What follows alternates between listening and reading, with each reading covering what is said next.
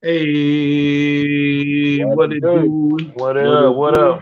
Ah, What the business is? Welcome back, y'all, to another episode of You Ain't Lying Podcast. Yeah, it is I, your host, CMW Hayes, and my dog, DJ Killzone Jones. And today we got a Hey special man. guest.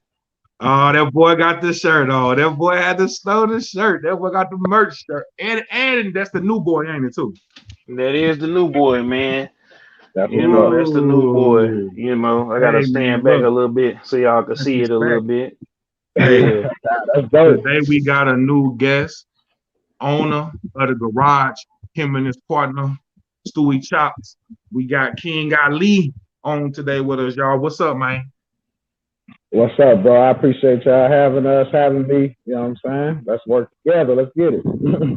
Hey, man, how y'all fellas been feeling, though, man? It's another week, man, another week of grinding, man. We right back with it again Wednesday at 6. So, me, man, I've been pretty much chilling, bro. Like, I know the 4th coming up, so, man, I had to go get them kids something, man. So, of Hmm. course, flying up on us, man. So, we got to do that. And, Yeah, but hey, y'all, man, Hayes called me late last night, man. He went off about Fast and the Furious, dog. He went off about fast. hey, I was about halfway asleep. I mean, this mother. I What you did. talking about, Hayes? What was you going out for? Uh, Man, hold on. he Hold said, on. "Hold on." See, I didn't know he was gonna throw me out there like Oh, that, but since he threw me out, Right, man, look, right. dog. First of all, I was more so calling like, man, this old You talking about that superficial, part like it was nine? just too much. It was just too much. Like the dude, like, see, man, I don't want to get no spoilers for the people who ain't seen it, dog. But I'm gonna just say, for man, it's me, been out a week. Spoiler warning. Spoiler warning. Spoiler warning. Now go ahead and tell us because you right? can't. You got to break it down. Ain't, Have you ain't that seen it, like Ali? Fast 15? Is that Fast and the Furious 15, 20? Which one is which one? Nine.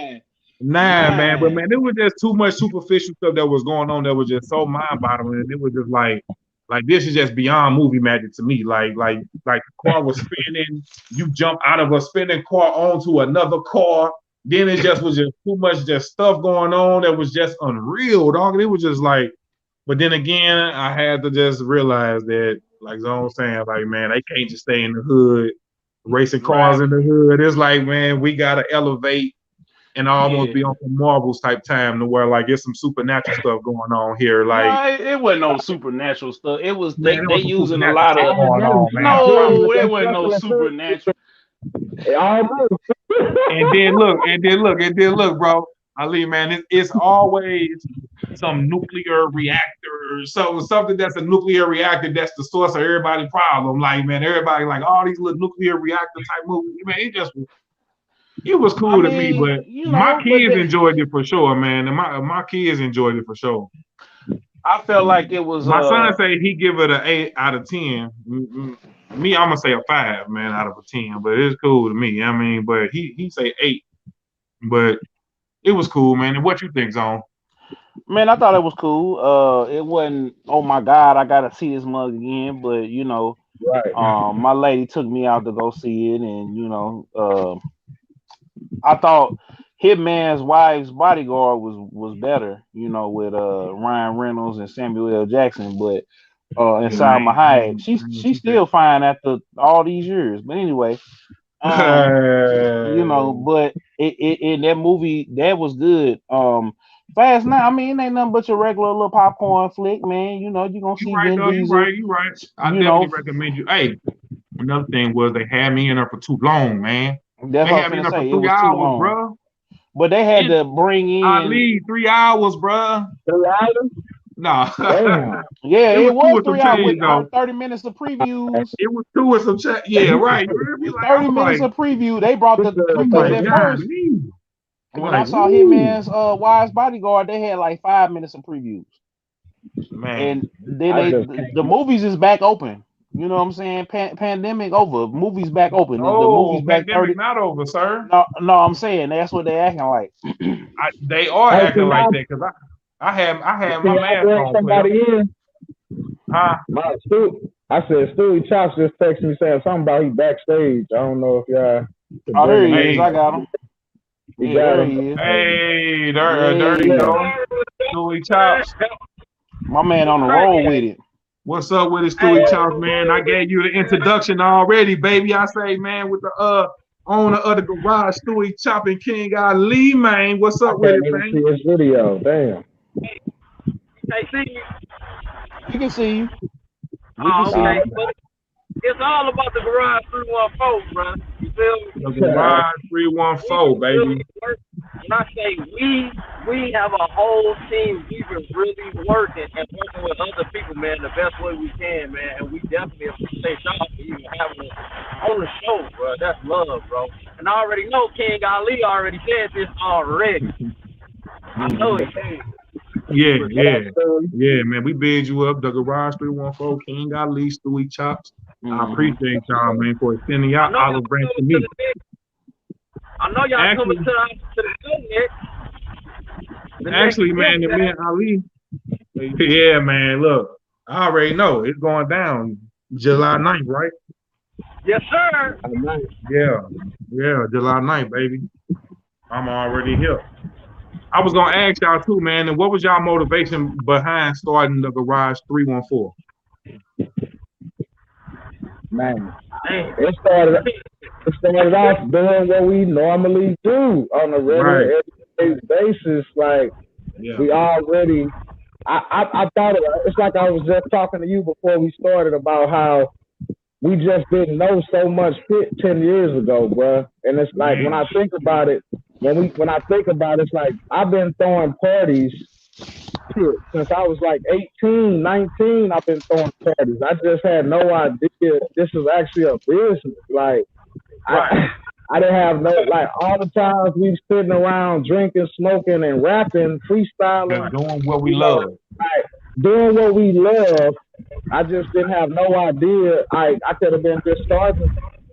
Like, but then again, Ali, man, like you said, man, the tools wasn't available like that back then, like that. Certain stuff wasn't available. Really wasn't. It was. So it's like now, man, y'all can film something down there, man, in the garage, post it online, and start getting them streams off that. And you also could get the physical aspect of it too, because you got physical people coming in, and you also got the streaming coming in. Yeah. That's what I learned. That's what we learning about. That's exactly what I'm learning about. Like all the little. That's why I said I'm learning under 20-year-olds and 25-year-olds that's putting me on game about, like, did you know you could do this? Did you know you could do that? Did you know you can make money like this? You know you can go online. All this online stuff is like, woo! I'm going to college right now, learning all this, man. Like, college of YouTube, baby. Stewie Chops, man. I wanted to ask you, Stewie Chops, too. Like, man, where did your passion for the drumming come from, bro? Man, was you off in the church with it, or did you just learn on your own? I say this all the time, man. It always started in the church, man. Like I said, man, it just started in the church, and then from there, it's also a gift, and it's talent too. It's just knowing music as well. So it's just a combination, man. And my uncle, he taught me pretty much, but from there, I just kind of took it and put together a formula, man, and it's working. It's working. You know what I mean? So how long you been doing it, Steve? Like I said, I got a chance. Right, how long? How long you been putting it down? Someone's the froze up. Yeah. That's a perfect subway. Is music your full-time job, hobby, or something in between? He been doing it since he was 5 years old. That boy bad. That boy bad. So, yeah, that's all, man. Something. Okay. Hey, Stewie, come back when you get back to the crib. Get back on the Wi-Fi. Yeah, but that was a good slide in, though. But come back when you get to the crib, bro. Did you hear me, Ali? Did you hear me, Ali? There we go. What's that, bro? Yeah, I heard you. Say, man, that was a perfect segue, man, into the, man, is music a full-time job, hobby, or something in between for some people, man? And what type of advice would you give somebody, man, that who's still trying to figure out like is music their full-time job, their hobby, or just something in between? I would say it's like you said before about like finding that balance. And I mean, first of all, I guess it's about that confidence really to put yourself out there. Cause like most musicians are sensitive people and sensitive about their music and sensitive about getting critiqued and all of that. So like I said, I got notebooks and notebooks of music that for a while I was like doubting myself on some like, I don't know if this will be good enough for the people. And also the fact that I rap about different things than what's mainly popular, that was also giving me a feeling of doubt. You know what I'm saying? So confidence, and then finding that balance of just learning this new technology and just take that leap of faith, y'all, man. Like take that leap of faith because nowadays it's becoming to where it can be a full-time job for you easily. And the younger you are, the better, man. Fuck it. You ain't got no responsibility, 17, 18. Do that shit. Put your all into it. I know it get harder when you start having the kids and the family and the bills. So do that shit as early as possible. And even if you are older and growner, kids and all that, like, hey, you got some free time. You got 4 or 5 hours. You be bullshitting around with your partners, drinking a beer. You know what I'm saying? Hey, let's start. Hey, start using that time, you know, that you got, whatever little time you got.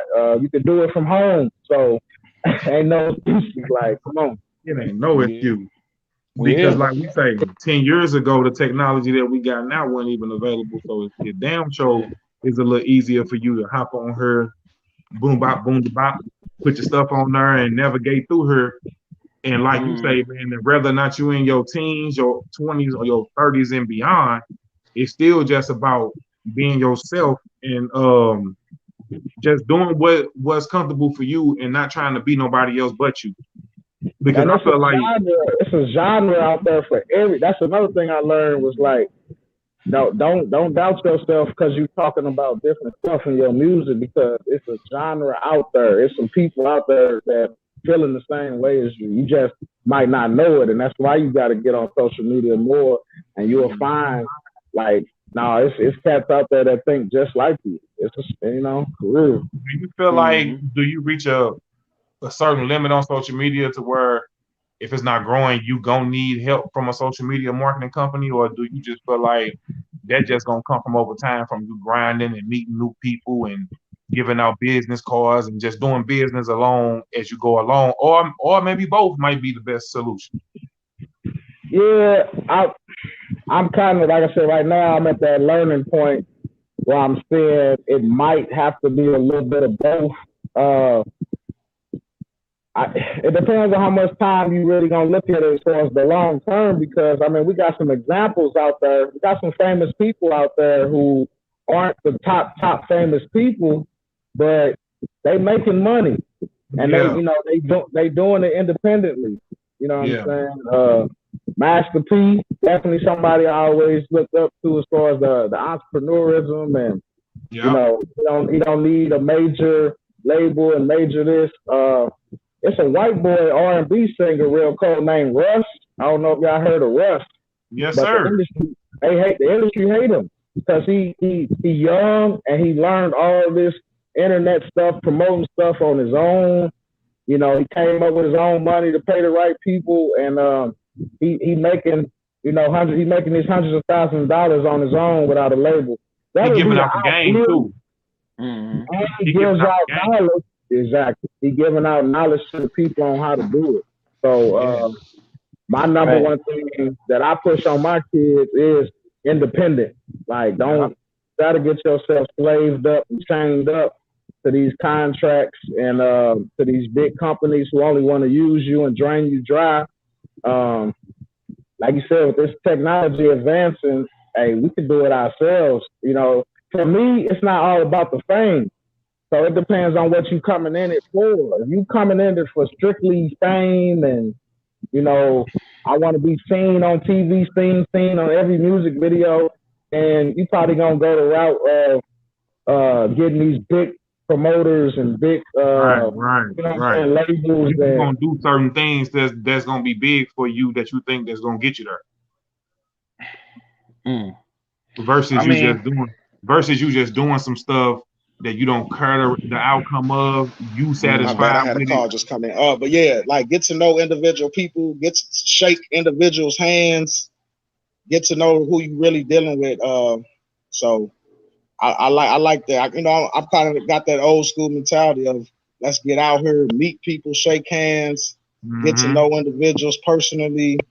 But I'm trying to find that balance with the social media, and I'm learning about a lot of cats be just paying their way up to the top. I'm starting to learn that. Like, it's crazy. Yes, sir. Yeah, it's crazy. I feel like a lot of it start off as a hobby. Hello, I can't hear nobody. Oh, shit, what's going on? Yo, hello. Yeah, can we hear you, King Ali? Just come back. Y'all, fellas. Come back. Man, you can't hear us. You might have to come out and come back. Hold on, wait a minute. There we go. You good? I got him. Hold on, I got him. Hear us? Okay. I'm gonna have him come back. Yes, sir. There we go. Thank y'all for tapping in with us. You Ain't Lying podcast, man. Hold on. I'm gonna have him come jump back. in the chat if y'all want to. Y'all can join the conversation if y'all want to. Y'all know how this go. We giving y'all that barbershop talk. You Ain't Lying podcast. CMW Hayes, DJ Kills on Jones, King Ali. Hold on, my bad. That was the wrong. Can't forget my dog Stewie Chops. I'm finna put it on here for him. There we go. The Garage 314 in the building. You feel me? I'm back on with y'all, but I can't hear it. What's going on? Can you hear it now? Hey, tell him to exit. Yeah, no. Tell him to exit all the way out. Yeah. I got that phone call and it fucked everything up. Yeah, man. Trust me, and they do that sometimes. Hey, exit all the way out of it and go back like into it. Yeah, you gotta exit all the way out of it. Like I think he heard us that time. Yeah, so nah, man, they be doing me like that too sometimes. But man. Hey, but that's the real y'all. We giving y'all that barbershop talk. You Ain't Lying podcast, man. Yeah, hold on. We gonna go to we gonna take a quick chill break until he come right back. Stay on your job, I be with the money, you be having problems. All this hate, it really got my stomach turning. All this do is have me like if they don't feel me, fuck them. St. Louis nigga, Midwest hustler, Missouri motherfucker, I keep it jumping. Okay, I'm back. We took a commercial break real quick. Yeah, we back. King Ali, Stewie Chops, DJ Kills on Jones. The Garage 314, we in the building. Thank y'all for watching. Yeah, but like I was saying, I feel like stuff start off as a hobby until it becomes a full-time job. But something in between for me, I don't even know what that means. Because it's like shit, I feel like I've been doing it at a full-time already, you know what I'm saying, without the accolades, without the stuff, because I understand that we gotta build up to that. It's like, man, we gotta keep being consistent and keep building until we get the attention of the masses or whoever we gonna get the attention of. Because I'm pretty sure we are doing it for a reason. We're not doing it. I know for me, I'm doing it to be seen and to get a little coin out of it. But at the same time, I'm being me. You know what I'm saying? I'm gonna rap about the stuff I want to rap about, talk about the stuff I want to talk about. So basically, I'm gonna pull you into my world. We got to learn that the rapping part or the talent part, like I said, I'm learning more and more. That's the easy part. That's 5% of this.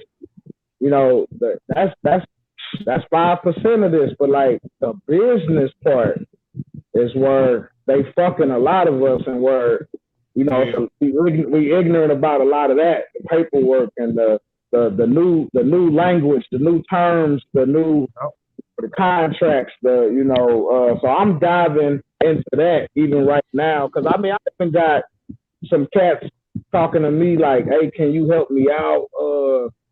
Hey, could you possibly manage me? I'm like, damn. So it's making me go to the book work and the paperwork and you know, learn. It's making me learn that aspect a lot more. You know, the rap. Most of us been rapping or singing or dancing since we were kids. You know, so that's the easy part. That's the easy part. It's the business part that. Business part, yeah. Like I said, I'm shocked as I'm learning some of these things. Like, I want that say something. Supreme. Go ahead, Ali. I was gonna read Sabrine Rap Audio's comment. A cult fan base, the new movement for independent artists. There you go. So yeah, it's about learning all these. Man, they putting out apps every day, every week, to where you could be more and more independent. So we got to try to take these youngins and get their minds out of that wanting to be enslaved. Like you guys looking at Lil Yachty. And are we but are we anti-label, or do we understand partnering, or do we want to partner up with them or not? I'm gonna say this too. Like, I'm just asking because I'm gonna say this because it's like you gotta come into it early as you can and be consistent as you can, and you gotta cut out all the distractions. I mean, if you serious about it, you might, all the cats that I know, there was like most of them, they ain't got kids. They stayed in the studio. The ones that made it big, they stayed in the studio. They stayed grinding. They stayed consistent. They cut out all the partying. They didn't really party in their 20s for real like that. And they shining to where they can go to a label and say, look, I'm an artist. I'm a producer. I got my own bag. All I need to do is pay y'all for y'all distribution. You feel me? So you paying for distribution, that's a whole different thing, because they could get you into different spaces, but you not accepting their money. That's where the problem come in, is when you accept that money. When you accept that money and you have to start playing around with them different executives and different people like that, and you got all that little fugazi stuff that be going on.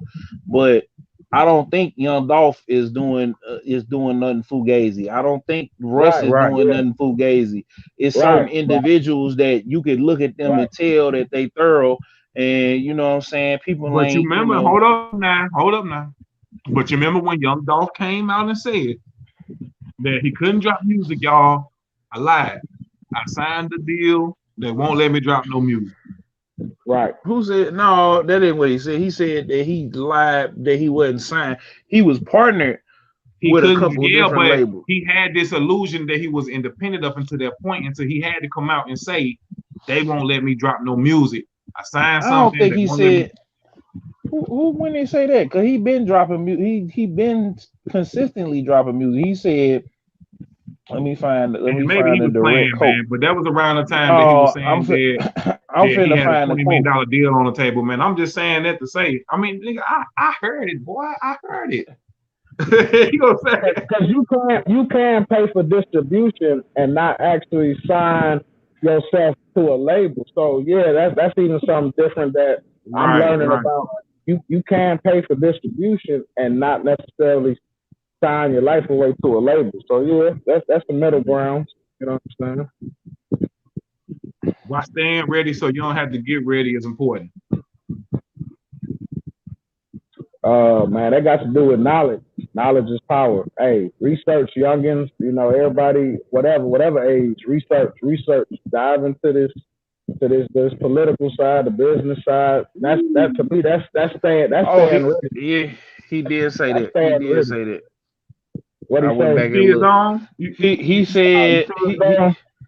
He said the record label tripping. Hold on. He said, let me see here. He said, let me see here. He said that in January 29th, 2019, the record label be BSing. They won't let me drop any new music. Okay, hey, there you go. Nigga, don't ever question me. Don't ever question me. Don't ever. I just never seen that. I did see where he said he signed like 2-3 deals. I've heard a lot of artists say that, man. A lot of these a lot of artists, they thought they was going in. What he say? What's this message say? Anti-label, more money, independent. It's all about your masters. The labels want you to distribute yourself or partner your 15%. There we go. And like I said, every day it's turning more and more into our favor. So that whole I gotta get to a major label. No, don't take that out your mind. Like you are the major label. You are the major product. You are the gold. Like, and with this technology, you can make it by you can make it by yourself. Like as long as you got a strong team and you well knowledged up, like sky's the limit. So, and I feel like when you staying ready, that's part of staying, the tie is in the staying ready instead of having to get ready. Like me and I was talking to Hayes last night about setting the table. When you setting the table, you know how you do a show, you set your table, you set your merch table, you set your bar up, you set your front table where the ticket man gonna be at or the ticket lady gonna be at. You set your security, all of that, you know what I'm saying, and you set your table. So digitally, we setting the table. What up, Loader High? You know what I'm saying? What's up with it, man? Digitally, you set your table by putting music on the streaming services, putting videos out, putting all your content as much as you can across every social media site, like going, submitting to blogs and getting marketing and stuff like that, the right marketing, buying ads, doing different things. And then just what I found out from an artist, I'm gonna tease this tonight. We got Slick from the hold on, wait a minute. Slick from the otaku underworld, anime rap, anime trap. He dropped some game that I'm gonna preview it a little bit what he said. He said, man, I just went and started talking to people. And I think me and Hayes had this conversation about talking to people online, because I used to feel like it was pointless, you know what I'm saying? But I made different connections by talking to people online. You know what I'm saying? And you gotta reach out, and people don't like to play the follow game because the person might not follow you back. But as long as you get that dialogue going, and I'm finding out more and more now, you know what I'm saying? A lot of the people being in different YouTubers comments. I didn't have people that my favorite YouTubers, I'd have been in their comments, and then who is this Killzone person, man? And this person, that he on her every video, and the YouTuber might shout me out or something like that. So then people start going over and start looking and start seeing and everything else like that, and then that's how you develop your fan base. So that's how you setting the table is online digitally as well as in the physical. You gotta have the merch, you gotta have your business cards and all of that. I think people want to skip that step. They just want to buy the video, buy the beat, buy all the jewelry and the clothes and the car, and then they ain't putting nothing into the promotion. They ain't talk to nobody. They just what I'm saying, they just a superstar out of nowhere. I mean, but that do work for some people though. I mean, some people could jump on her like tomorrow, and just glow up. Just whatever they do, just gonna glow up. And that may do because of their age or their group or the people they around or something like that. But because I feel like for certain people, man, I mean, because do y'all let social media dictate? Because I think where Polo G has said that. Because I felt like this too, like for a while, that social media sometimes could dictate your mood. Like the stuff that you follow, the stuff that you see every day. Like, do y'all pick and choose what y'all want to see on y'all own social media? Because I know some people be like, they don't even want to get on social media and see all the foolishness and all that. But I'm telling them, like, you do know you control what you see, right? Like you the person that you don't have to see the person getting beat up if you don't want to see that. All you gotta do is unfollow that, or you know what I'm saying? Like, I mean, they got an algorithm. It's an algorithm. So whatever you start clicking on, they're gonna keep sending that to you. So if you start clicking on classical music all the time, and that's what they're gonna start sending you. You're not gonna see all the that's what you're following. Exactly. Yeah. So for me, I like different, and that's another thing about me. I don't like seeing the same thing. I don't like hearing the same thing. As I get older, I'm appreciating all different genres of music. So I'm following rockers. I'm following musicians. I'm following comedians. I'm following classical, I'm following some of everything and everybody, you know what I'm saying? So I'm definitely seeing that algorithm being sent to me. And I do the same thing with Facebook. Like, I follow so many different kinds of people. Yeah. It ain't just trap all day with you. Yeah. Nah. And matter of fact, like I seen from the clip you sent me of y'all last discussion, I was really feeling that when y'all was talking about how music is influencing the youth and influencing people. And I really was agreeing with what Killzone was saying on, like, we really need to think about that as the older generation when it comes to the new generation, because this shit is psychologically very powerful. It's very influential. And we teaching our kids, well, I ain't gonna say all of us, but it's a good amount of us teaching our kids to stay in this box or stay in this genre. Well, that's because it's cool, King Ali. It's cool to be a trapper because most of us grow up in that environment. Man, I ain't gonna even put color, but anyway, they want us to stay in that. That's a fucking trick, man. Wake up. You know what I'm saying? He said, y'all see this brother Kodak Black losing his marbles. Man, I wanted to talk. Hey, man, I seen. Okay, so what that happens on? Because do you know about the Kodak Black and the Jack Boy situation? Yeah, so Jack Boy, I think he got knocked, but before he got knocked, he got out.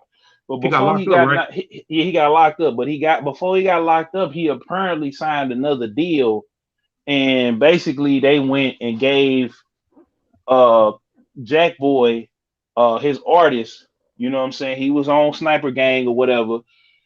They basically bought him out of his deal, so they gave him $1 million for Jack Boy to release, just in a similar fashion that Warner gave or Atlantic gave Gucci Mane $2.5 million to release Waka Flocka to them. Right. You know what I'm saying? So when you go in there and you know what I'm saying, you requesting stuff, boy, that's gonna put that boy in debt with the next person, right? I mean, not necessarily, because we don't know what his deal was. So if they but if they paid Kodak $1 million for him to get off the contract, then he gotta be in some type of money binding situation. No, that's not necessarily the truth, because when Waka came out, Waka beat all sales expectations. Like, he went gold on the first album. Like, at first he had did like maybe 10,000, like it had flopped.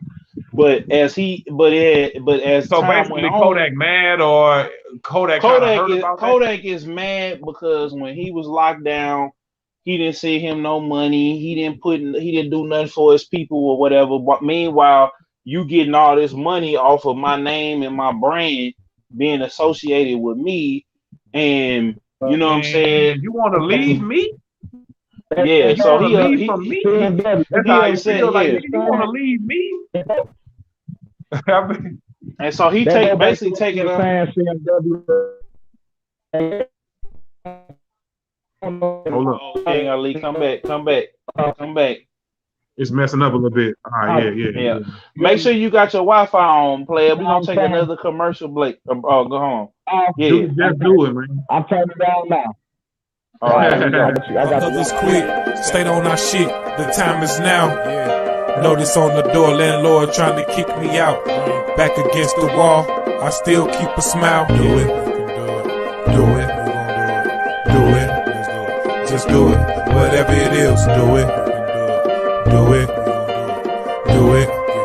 Just do it. Whatever it is, do it. Just do it. Whatever it is, do it.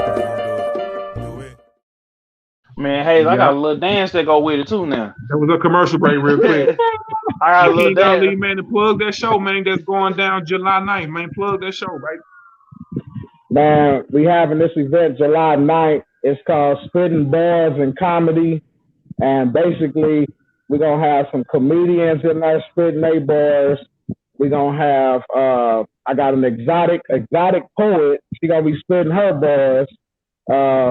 An exotic poet? Man, you got to hear Taylor Tales, man. Y'all follow Taylor Tales on Instagram. And yeah, you gonna hear some shit, man. She coming up. People want to hear that 50 shit, and she don't mind. She's very blunt with it, but she artistic with it. And she's building. Like, people from other states have already told her, hey, she done been traveling, so she hot, pretty young lady, queen. She doing her thing, but she's sexually liberated or whatever, but she's talented. It's people love it. What else? We got an R&B singer, young guy, 21 years old, hot, like on some McGill type shit. He's gonna be spitting his R&B bars, and then we're gonna end it with a cipher. And like I said, I got about 4-5 killers, man, some lyricists. Like I said, I was looking for a particular type when it comes to these lyrics. I didn't want to hear a trap cipher, you know what I'm saying? So, and I mean, no offense to whatever people that do that. That's the beauty of having your own platform, man. And you can dictate what you want to be around and what you want to hear. Exactly. And I think that was a motivation with me also moving forward with this business. This was like, I'm the type of thinker, I always want to see something different. I be tired. It's like, I can't go see Fast and the Furious 9. I can't go see that. I'm not going to go see that. And no, man. Like, I can't. I'm not going to see that movie. Like, I didn't see the last 5 of them. Like, I can't. Yeah. I can't. So I'm. The thing about me, and like I was telling Stewie Chops even when we started, I said, bro, my mind works in ways where I'm like, okay, I know that this has already been done. How can we put a twist on it? How can we add something new to it? So every event I'm doing, I'm trying to think like, what? Like I said, I see everybody kind of doing the same thing. So I'll be like, man, what can we do a little different? Yesterday I just had a meeting with a black man who owns his own mattress store right here in St. Anne. So he was talking to us about doing an event at his store, and I was like, damn right. Like, I'm not seeing that being done out here. So I would love for the Garage 314 to be part of starting shit where we are advertising each other and we helping each other promote, and we doing music in front of black businesses. And man, I'm trying to think outside the box always. You know what I'm saying? So that's big right there. That's big. I love that idea. Man, we talked in his store after the store closed for about 2 hours, and he was just like, man, I'm feeling you. I'm feeling y'all. I pulled up there with this rapper named Miss Rello. She Team Garage now. I forgot to shout out her, Miss Rello, and Stewie Chops. We doing our thing. But hey, I'm telling my team and whoever building with me, let's do something different. Yeah. Let's put a spin on this. Let's put a twist on this. That's why, man, it's important to support the folks, you know what I'm saying, that's trying to win. You know what I mean? That's the perfect way to support the folks that's trying to win, bro, no matter how big or small, bro. We gotta support the people, bro, who trying to win. To get with like-minded. You know what's more important than just hooking up with black, like hooking up with like-minded individuals. You know what I'm saying? So we not all gonna click. Just because we black, we not all gonna click. You know what I'm saying? You're right. And I'm glad you said that too. That's an important piece right there, because everybody is new to everybody until you meet somebody and then you figure out, are we gonna click or not? You know what I'm saying? But sometimes, but let me ask you this though, Ali, but do you think in business, whether or not we click make a difference, or do it make a difference only if you're trying to sit at my table and eat with me? Because if it's just business, just money being spent, or do you feel like, nah, I don't want to deal with this cameraman because he always coming with this or that, or I don't want to deal with this producer because he this or that, but you'd rather go deal with somebody who is less, less more so on your type of time versus you dealing with somebody who give you a little bit difficult, but they do a good ass job? It just makes it a little bit harder. It's definitely not impossible. Yeah. It just make it easier when y'all like-minded. But at the same time, you gotta respect somebody who they might be a little bit difficult, but they some super hard workers. They definitely gonna give you some A1 product. They definitely gonna work hard for you or with you. I definitely encountered that where I was dealing with this comic and I had to get to know him a little bit better.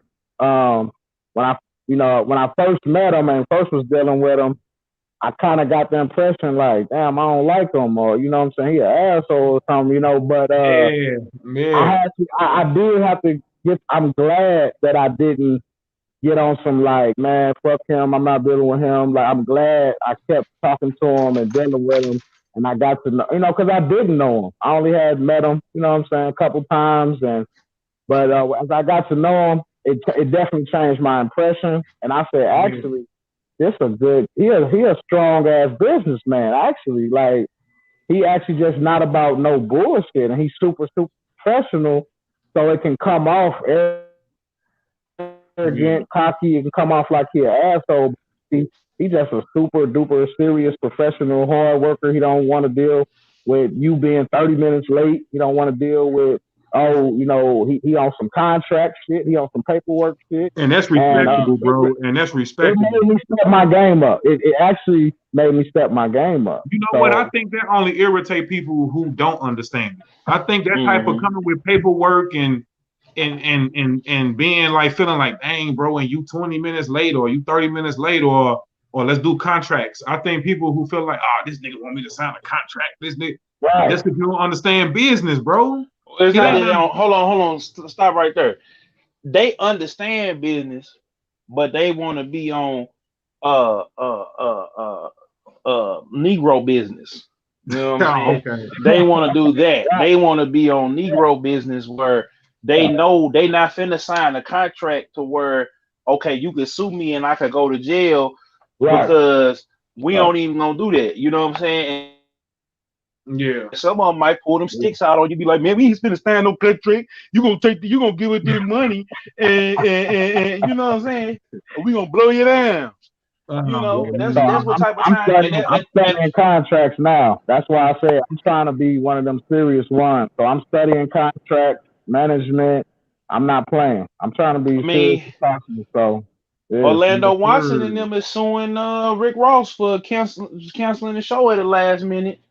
Because he said because of the weather, but he was supposed to, I guess, pay the money back or whatever the case may, or make up a date really, because he kept the money.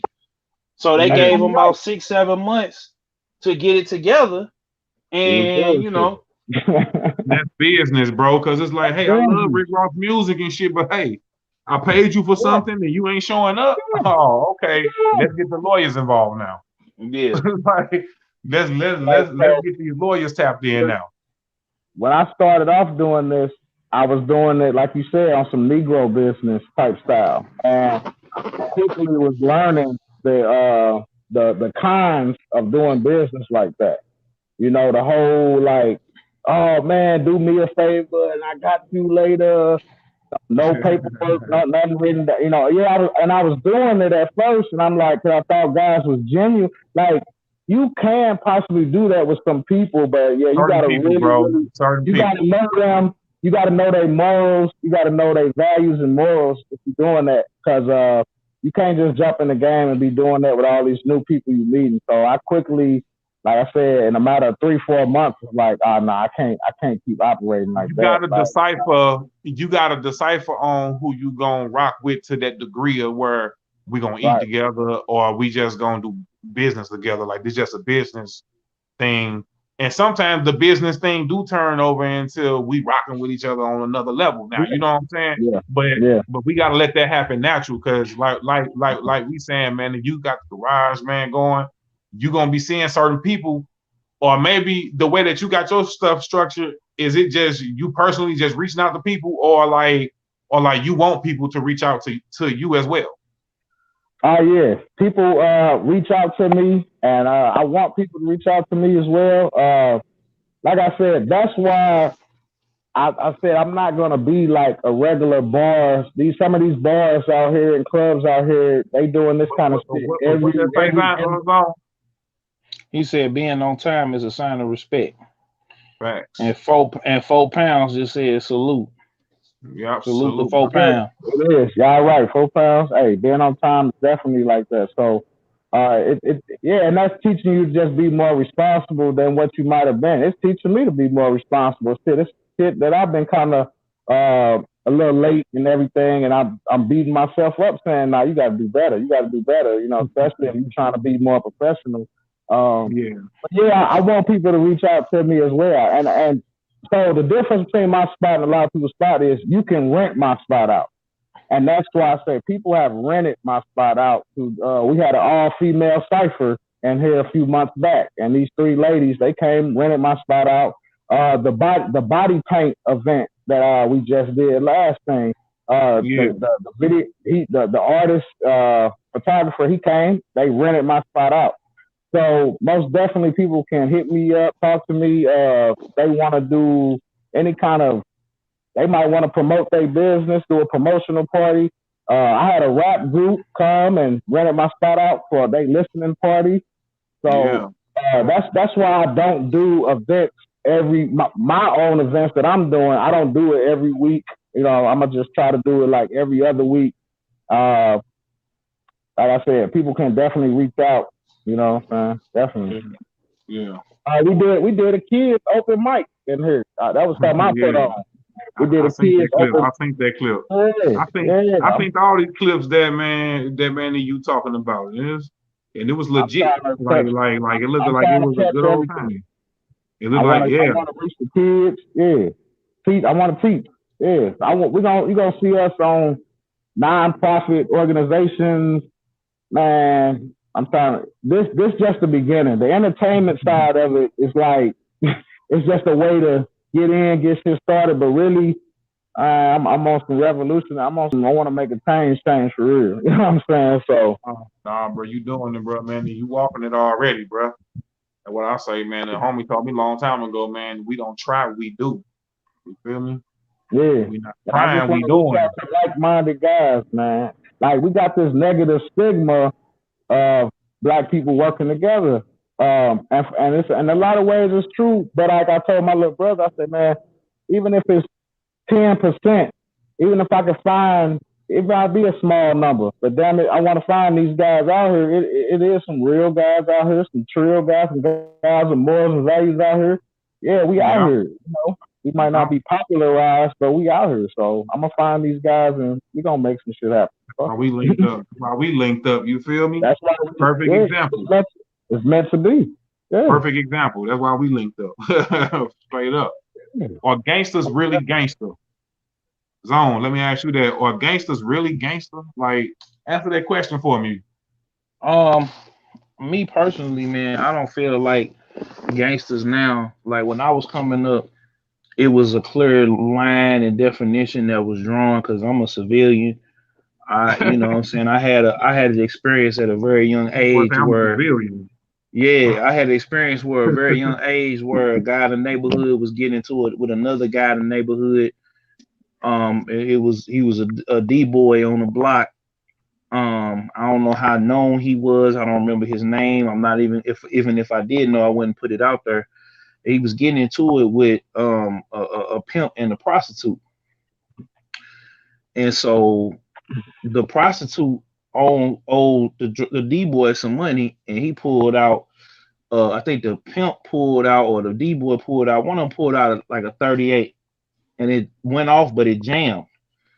So the pimp and the prostitute ran off. So I'm just sitting there froze. I'm outside playing with my little ball, and you know, just rolling up and down the block, bouncing, you know, get my Michael Jordan impression on, and he just ran over. I just froze. He ran over and said, "Ain't you such and such boy? Ain't you such and such grandson?" And I said, "Yes, sir." He grabbed me by my collar and was like, "Don't ever let me catch you out here, or I'm gonna jack you up, and I'm telling your mama." He jacked you up. He said he was gonna jack me up if he kept me out here on that block, and so that stuck with me. You know what I'm saying? Then later on, my godfather, I was quoting some song lyrics or whatever, and I had called my mama out her name by mistake. Wow. And so yeah, you man. Get slapped into next next yesteryear. I got slapped all the way now. That's why I'm telling you right now. I got slapped right that shit. now. That nigga still feel that shit right now. Yeah. So I can see the godfather on the face.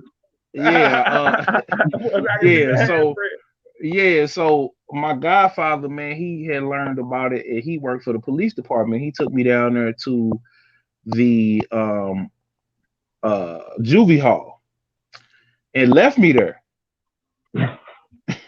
He put the cuffs on me, told me get in the car, and said we going for a ride. That's what taught you, and that there is what taught you. But but look, man, these little niggas, some of these cats ain't got that type of guidance for people around them to try to help them, man. So what's happening now is all the real OGs like that either is dead or in jail. So I was watching the video of Project Pat, and he put it so eloquently. Shout out to Project Pat. He said, man, a lot of these guys that are calling themselves OGs is really cowards that are sending the young dudes out on dummy missions. And you know what I'm saying? And then you got these kids ain't got no fathers. The mamas ain't making no money for real. They working at Burger King and Save a Lot. They ain't never home. They barely making ends meet. So these kids is being influenced by these OGs on the block who still got 22 years old. That's 20. You know, the OGs. But then drop down to 18 and 20 and 22. You know, that's the problem. Hey, well, no, we talking about the old OGs and you got the 40, 50-year-old OGs who acting like they 18, 20. That's true. That ain't telling these niggas, hey man, you tripping, bro. Like what you doing is foul, what you doing is wrong. Cause for me, I feel like gangster to me, I can tell you what's gangster and what ain't gangster though. I think what ain't gangster is letting your people around you do some foul, dumb shit, and you ain't pulling them off to the side or telling them in front of everybody who they doing this shit in front of, nigga, you tripping. Like you need to get your shit together, nigga. The morals. The morals and values. That's all it's about. The morals and values is changed. They gone. Like even if you know, I'm an 80s baby, and definitely shit has changed from then to now, man. When it comes to, you don't do this to old ladies. You don't do this to your neighbors. You don't do this to little kids. You don't do, you know, this certain shit. Even if you call yourself gangster, certain shit you just don't do. Like, I just put a song out today called "On Me I Ain't Lying," so y'all go check that out. It's called "On Me I Ain't Lying," and in that line I said, even seeing robbing old ladies on the internet, niggas moving with no mores, we not into that. Come on, bro. I'm just saying, man. Exactly. We gotta start saying this stuff, dog, or stuff just gonna be lost. Cause I just feel like it's cool to be gangster, but it's just not cool to just be gangster and the dummy at the same time and just do. We gotta change the definition of what's gangster and what's cool. That's you know, that's what it's about. We gotta change that, you know. So I be telling my kids, you know, learn. The knowledge is what's cool. The knowledge is what's gangster. You know, I tell my kids also, everybody that we call nerds in high school, middle school, elementary school, everybody we call lames and nerds is the fucking supervisors of all these companies now. They got the money in the bank. They doing stocks. They doing, you know, everybody crypto. That we said the nerd, they doing their crypto, Bitcoin. They your manager at the warehouse. They your managers at whatever store you working at. Like everybody you was calling lame and geeky and nerdy. So we gotta change the narrative, man. Like knowledge, we changed it to where being dumb and being hard is cool. Being a player, being dumb, going stupid, what they call it, going dumb, going stupid, like that's what's cool. And it's like, man, that's a trick, man. Come on, man. These industries are hiring these people to purposely keep y'all psychologically in this same cycle. You know well, I don't think it's even psychologically, because everybody got to make a choice, bro. So it's like, you don't believe in brainwashing? You don't believe in, that shit real. No, I mean it is, but I feel like we didn't see it's enough out here now to where kids could be, because you got Dolph saying it, you got QCP saying it, that it's gonna cost you a lot of money to get into the rap game.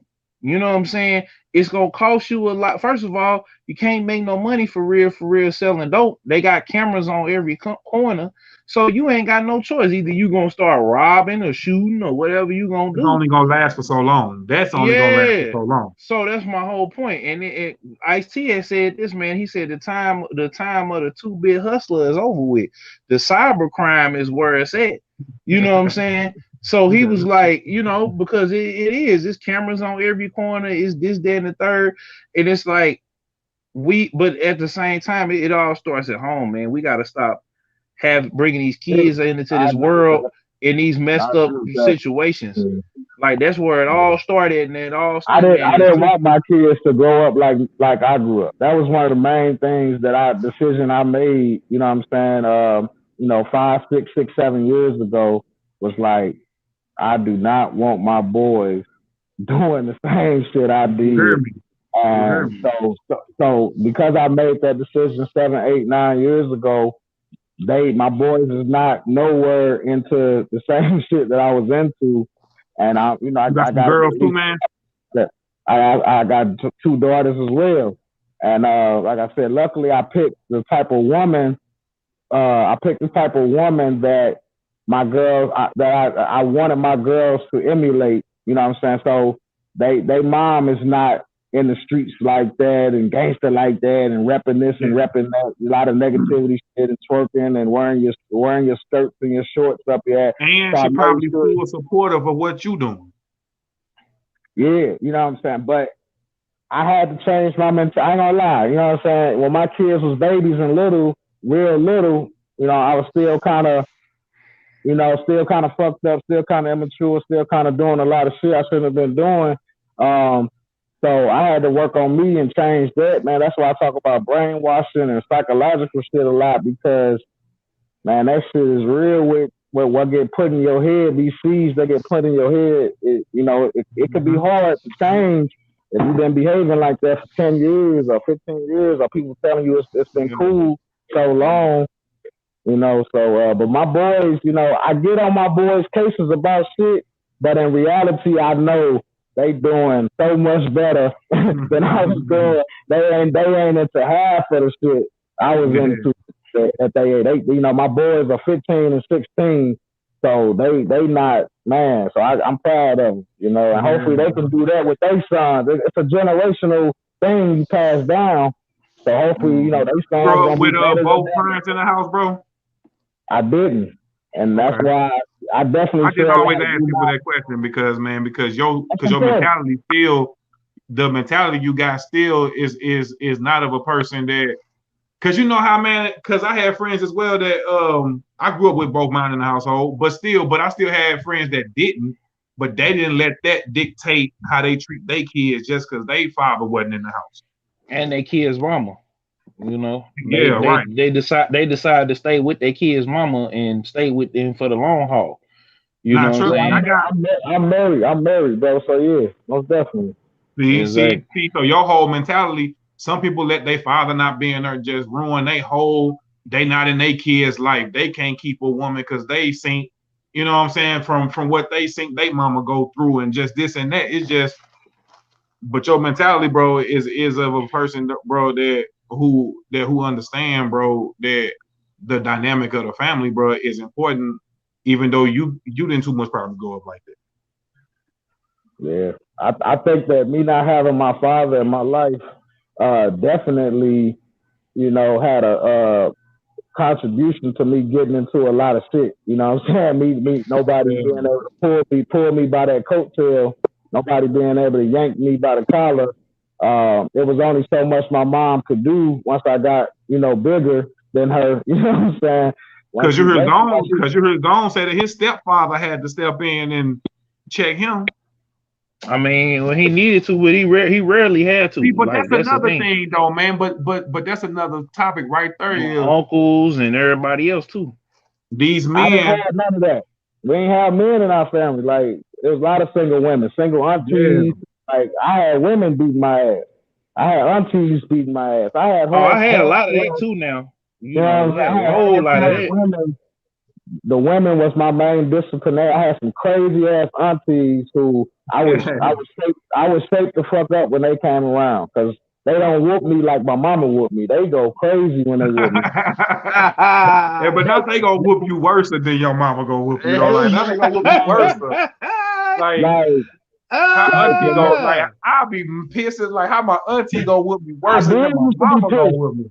We used to be pissed off because when we heard, ain't Carla coming over, we running and going to clean up. Like, we running to go clean up. Now what does that? My 5'4" granny hit my 6 foot uncle with a chair. It don't matter how big you get. There you go.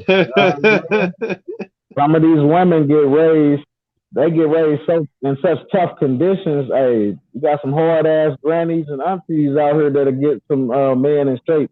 But I did need that male. I didn't realize till I was like 19, 20, 21. Yeah, I was gonna ask you, man, and when did you realize, and when did you finally figure out, like, hey, like I'm gonna have to find this within myself and try to figure this out? Bro. I felt like it was late for me. I was well into my 20s. I say shit. That's when I really, after high school, is when I really started peeping myself. Like, damn, I'm still getting in trouble. I'm still making certain mistakes. I'm still going through certain struggles. And I'm like, why the fuck, you know what I'm saying, am I going through? I ain't really get it together to see. I ain't gonna last like 6, 7, 8 years ago. I'm 35. I ain't shit. About 6, 7, 8 years ago. And if I do think about some of my friends that had their fathers or two parents' homes, how they was a little bit more calmer, a little bit more stabler at an earlier age. You know what I'm saying? So that's just because that male was in the house to say, man, go sit your ass down. Go sit. you know what I'm saying, man, just to be on top of your head top. Mm-hmm. But that also don't necessarily mean that, man, that that's gonna make a good of a person. Because I feel like at the end of the day, because at the end of the day, I feel like at a certain age, whether you got both parents in the house or one, it's gonna come a time to where you gonna be responsible for your own everything, your own actions, whatever you going through. I mean, like if you decide to go out there and be in the streets and get locked up, that's gonna be on you at a certain point. It's but you're gonna have to learn from your mistakes. So hopefully you learn from your mistakes. But I do feel like maybe having both in the home, especially if they putting that knowledge on you, then you might. But man, I feel like a one parent could put that knowledge on you though. Yeah, I mean, because there's certain people I knew who had both parents in their house and they still, I'm saying, that like what's my boy TK Kirkland was on Vlad TV and he said, man, Chet Hanks, which is Tom Hanks' son. He was saying how you got Tom Hanks as a daddy and you still a F up. Like, you know what I'm saying? You just still some people can't get right, bro. Some people just can't get right. I mean, what you expect? I mean, so it's that don't like, necessarily gonna make you a better woman or a man because you grew up with both parents in the house or just one. Because like I say, at some point it's gonna be up to you. Now maybe you might learn a little late in the game because you didn't have certain stuff told to you. But and I ain't got it all right. It's like I said, that's why I say the psychological shit side of the game need to be looked at more, because it's still certain little qualities and little traits for me to this day today that I'm like, this is kind of a flaw for me, and this is something I kind of struggle with even to this day. And I be thinking back on it like, damn, I believe this got something to do with my childhood. You know what I'm saying? So that it is hard, it is deeper. That's psychological. That shit. Like I had to work on my patience with my kids because I grew up in an ass whooping ass family. Because I grew up because I grew up in a family that would just smack you across the face instantly. Quick. I had to check that in myself with my kids, and like I found myself turning into the Hulk at certain times, and it's like, damn, what's wrong with you, bro? I know what you mean, brother. You know what I'm saying? So, yeah, that shit real. That's psychological. That generational curses passing down certain things. You know what I'm saying? A lot of the men in my family, even though I didn't see them, a lot of the men in my family were, pimp players, whores, bunch of kids, bunch of baby mamas and shit. And it's like I had some of that shit in me, you know what I'm saying? And it's something I've been struggling with up until recently. So I mean, it's like I got my flaws. I'm never gonna sit here and act like I got it all together.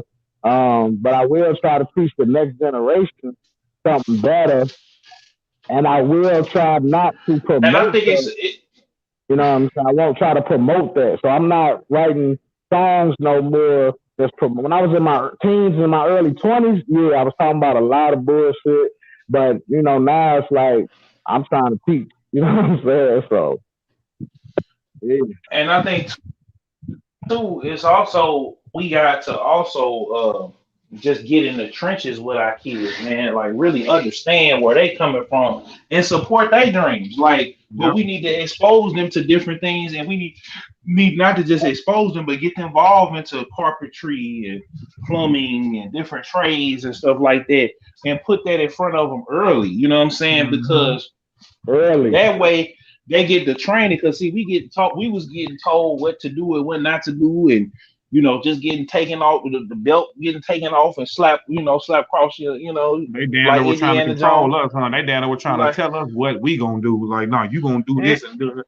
I feel like in our time now, it's more so we letting our kids have the choice. Like for me, my parents always told me like you can go to college if you want to, which I end up going to Veteran at the time for welding. That too. I did HVAC. I did that too. But look, did you finish? I finished, but I didn't finish, bro. I didn't finish.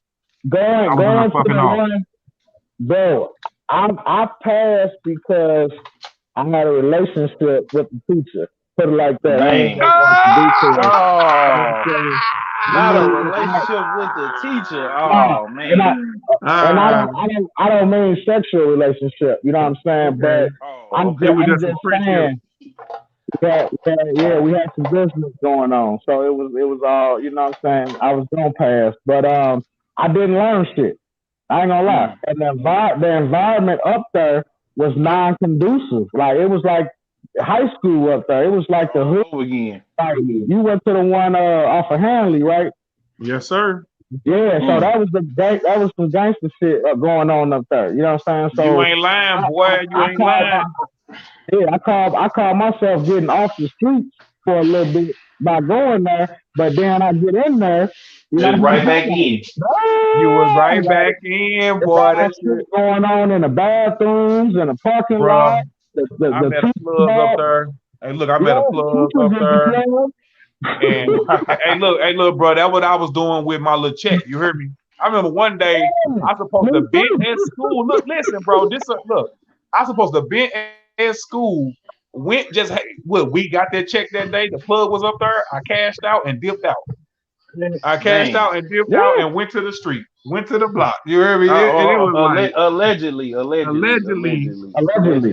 you go. Allegedly. Right. You so right.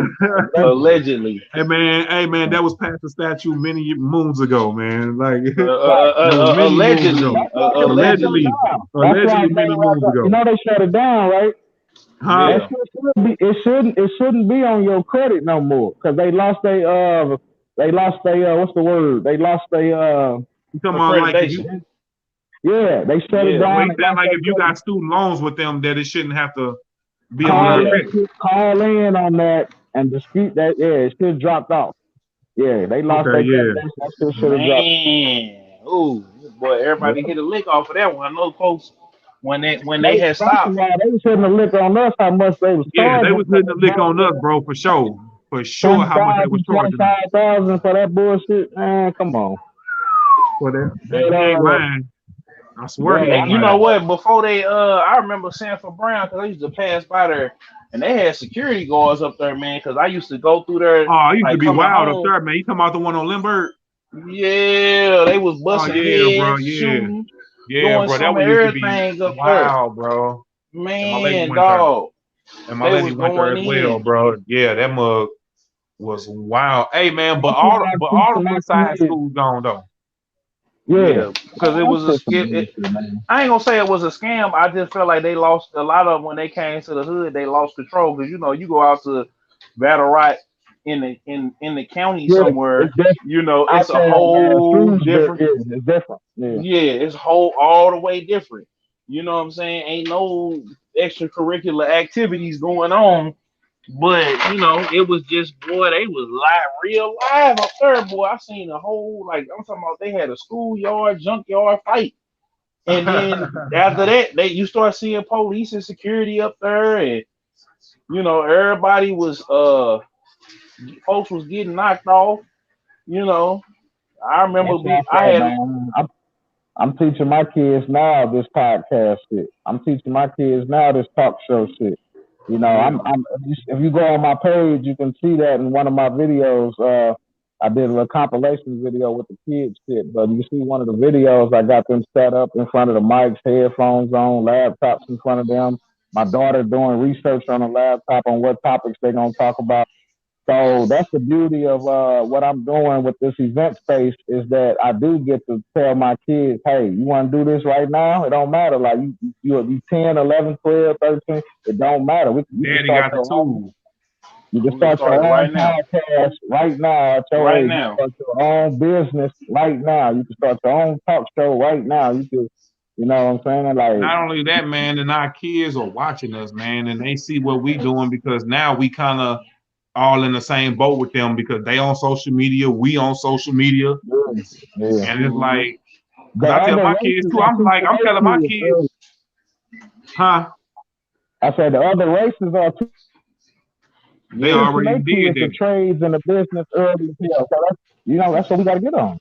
They've been doing it though. They've been teaching them how to hunt. They've been teaching them how to shoot. I didn't use Killzone as an example for my kids because they want to be on that game until I'm like, look at Killzone. His page, like he is monetized. He doing his thing on there, and he being consistent every single day playing that game and uploading, playing different games. He got the podcast, not just this podcast that me and him put together on his network, but he got a few other podcasts on his network. He gaming, he doing the interview. The same with me, I'm doing music, I'm doing the podcast, and then I'm trying to do other stuff behind the scenes. So it's like, and even with you, man, you got the Garage Man and 314 going, and then you trying to, you couldn't start your podcast. Then after that, it's endless for you, bro. Me and my homegirl, Miss Rello, we writing skits as well.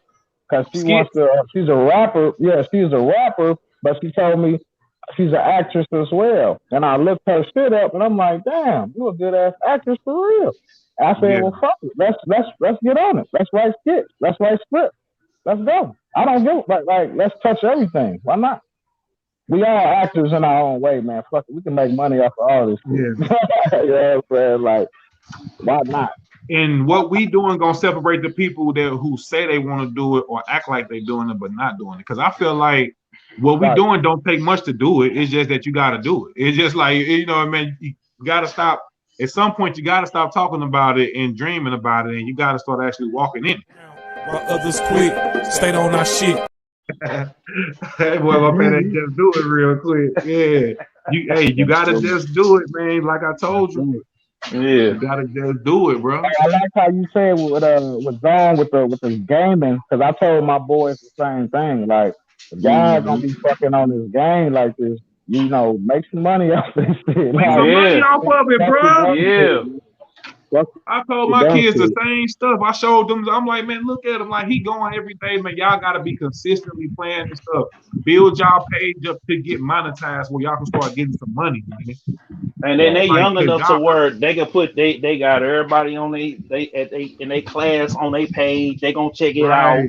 There ain't gonna be no hating and salt. It should be easier for them because it should be easier for them because they still in middle school and high school and y'all still around everybody still. Us, I'm not around everybody. I'm not around nobody no more like that for real. Yeah.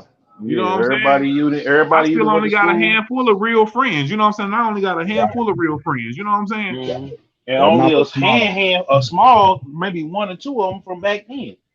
You know what I'm saying? And now it's like we build relationships like with King Ali and certain other people that we can maybe build that into a friendship. You know what I'm saying? Because we all linking up on some natural type of time. It's not like we forcing it.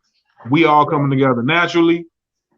And that's what I feel like. That's how I gotta be for stuff to work sometimes, man. It's like, man, just let stuff happen naturally, man. Just keep doing you and keep putting in your work. And then along the way, some people gonna really come that's gonna understand and that's gonna want to rock with you and help you. And we gonna, man, make this shit work. Cause everybody ain't on that old, you gonna get your people that just want to come around just to come around, ain't really trying to help you, ain't trying to do, they just want to reap the benefits of what you doing. They just want to come down to the garage and chill. That man, I mean, and that's cool. Like if you're gonna pay to get in here, chill or something. But hey, how about you come down here and ask him, do he need you to hang up something on the wall, or do he need, or man, what can I help you with? Because sometimes, man, you can be an asset to somebody's team, man. I definitely say, I say to people a lot, man. Like one of my favorite sayings, "Am I my brother's keeper?" Yes, I am. I will. Yes, I am. Yeah, I mean, I will be. Now, you can't, some people taught me some hard lessons with that, but I will be that type of person to where. But do you? To where we can build your platform up without me necessarily having to gain something, or I can help you out with something, and I don't have to have this immediate, reward from it. That's why we talk about genuine relationships. Hey, I need your help, bro. Can you pull up and help me? Perfect example, man, is me and Killzone right now. Like, his page is monetized and he got a lot more subscribers than me. But in the meantime, this helping him and this helping me. But you ain't mad at that on the low. You ain't spicy on the low. No. On the low. It's a good thing that his page is lit and mine is on the way to get lit. His page lit and mine is on the way to get lit. Right. So no, but just what you said though, some people be jealous and envious of that. Some people be, oh man, this nigga got all. I've had some people that I could tell felt some kind of way because I'm like the new kid on the block, you know what I'm saying, doing certain things, you know what I'm saying? And they've been doing this for 5 years or 10 years, or they've been doing it longer than you. Then now they mad because they already we got the same tools though, baby. We all got the same tools. They actually label themselves as gatekeepers, and I'm just like, why would you want that fucking title? Like you the person that's gonna block somebody from coming in, or you the person that's gonna, I can tell you, man, this shit, I've been seeing this politics for this shit, even in just me doing events. Man, look, I'm gonna tell you, man, call it what it is, man. These niggas be dick riding, man. Call it what it is. Not even that. Not even that. Nah, zone, nigga. You know what it is, nigga. What we saying, man? Niggas, we want you to ride. I don't do that. Basically. I don't need basically. Exactly. They want you to buy down. The most popular. I know you can't say it, though. I can say, yeah. I mean, but that's the thing. Niggas want you to ride tip though, bro. Niggas be want you to ride and all. Like, no, bro. For real. I'm gonna give you your praise if you good. To the bed breakdown. You know what I'm saying? But I give you your praise. I give you your salute. I give you your, you know what I'm saying? You've been doing this shit. You've been grinding. Good shit. So I don't mind upping my peoples, my brothers. You know what I'm saying? But the dick ride now, it is definitely a line when it comes to dick riding and shit. So it's like, because you got a bigger fan. It's not a form of transportation, man. It's not a form of transportation for us. We not going. Nope. I'm cool, man. I never really wanted to be a part of the biggest, most popular clique anyway. I never was. Right. You know what I'm saying? So it just don't flow with my nature and my soul to even be a part of the glitz and glamour, and I go over there and suck his dick or her or whatever, and go be a part of the most popular clique. If you wanna stay in our clique, you gotta act like this and treat me like, you know what? Nah, you know what? I'm gonna find my people. Or for me to get you to come over here and mess with me, you want me to be doing, you know what I'm saying? Like, nah, man. You want me to be at a certain level, or you want me to be doing something that's bigger, I guess, for you to come mess with me? Like, nah, man. If you can't see the value in what we bringing already, where we at with it right now, then maybe you will see us when we get to wherever you want to get to. And hopefully by that time, we still, either we gonna rock with you or we ain't. Flat out. No, especially if I feel like you fronting on me. Exactly. I want to surpass you. I want to bury you. I want to stomp on you. Damn. That nigga said for real. That boy say, if you front on me, I want to put you down. Exactly. No, man, but that's the price of doing business. I'm gonna just give you a friendly wave, man. I'm gonna give you a salute as I'm passing you by. I ain't gonna stop on you. I'm gonna give you a little smile and a salute. I'm gonna still tell you good job as I'm passing you up. I try to be just real humble with this shit. I could be stomping you down in the grave, stomping your face, but it's like sometimes, man, we gotta hold our nuts sometimes, bro. Sometimes we gotta remind these niggas. Sometimes we gotta remind them. No, man. No, bro, you got the right one. You got the right one today, cause we ain't nothing to play with. You know what I'm saying, man? And we do this stuff, and like you say, we be humble. We come with respect, loyalty, and knowledge, and we try to just make the best of what we got and trying to help everybody around us. But as you know, you can't help everybody around you. That's what they say. Said that's the pride that make you want to stomp them. No, it's the disrespect that I'll make you want to stomp them. Because you can respectfully decline. You can respectfully say no. Like I'm gonna show y'all this story. What's his name? Smackwater. You know what I'm saying? He be on there doing the little skits or whatever. The dude, he kind of sound like Uncle Ruckus or whatever, but he the good Uncle Ruckus, right? Down there in Houston, Texas. Salute to Smackwater. Okay. But he sent me to his manager. His manager told me a price. I told him I respectfully declined. You know what I'm saying? He said, disrespect to your pride. Luby said, disrespect to your pride. No, it's just, it's a way that you do business, and when folks is threatening you and doing it, it's more than just, we ain't finna rock with you. It's the extra. But do you feel some type of way when a Smackwater sends you to his manager instead of him just telling you what it could be, or do you chalk it up as just being business? It's business, because I'd rather that than have an artist who that fell all the way off tell me, and his management tell me, we'll rock with you when you get bigger. You know what I'm saying? And now you're not even around no more. You know what I'm saying? Like, at this point, I'm bigger than you. Yeah, I mean, hey. If that's the case, then it ain't nothing to be said. It ain't, that's kind of how I look at the shit. Exactly. Like, you gonna just see me. Like, I don't gotta bury you in the dirt, stomp you. I ain't gotta kick you right. You gonna see me and feel some type of way. It's gonna eat you up on the inside. So it's gonna eat you up more than it's gonna eat me.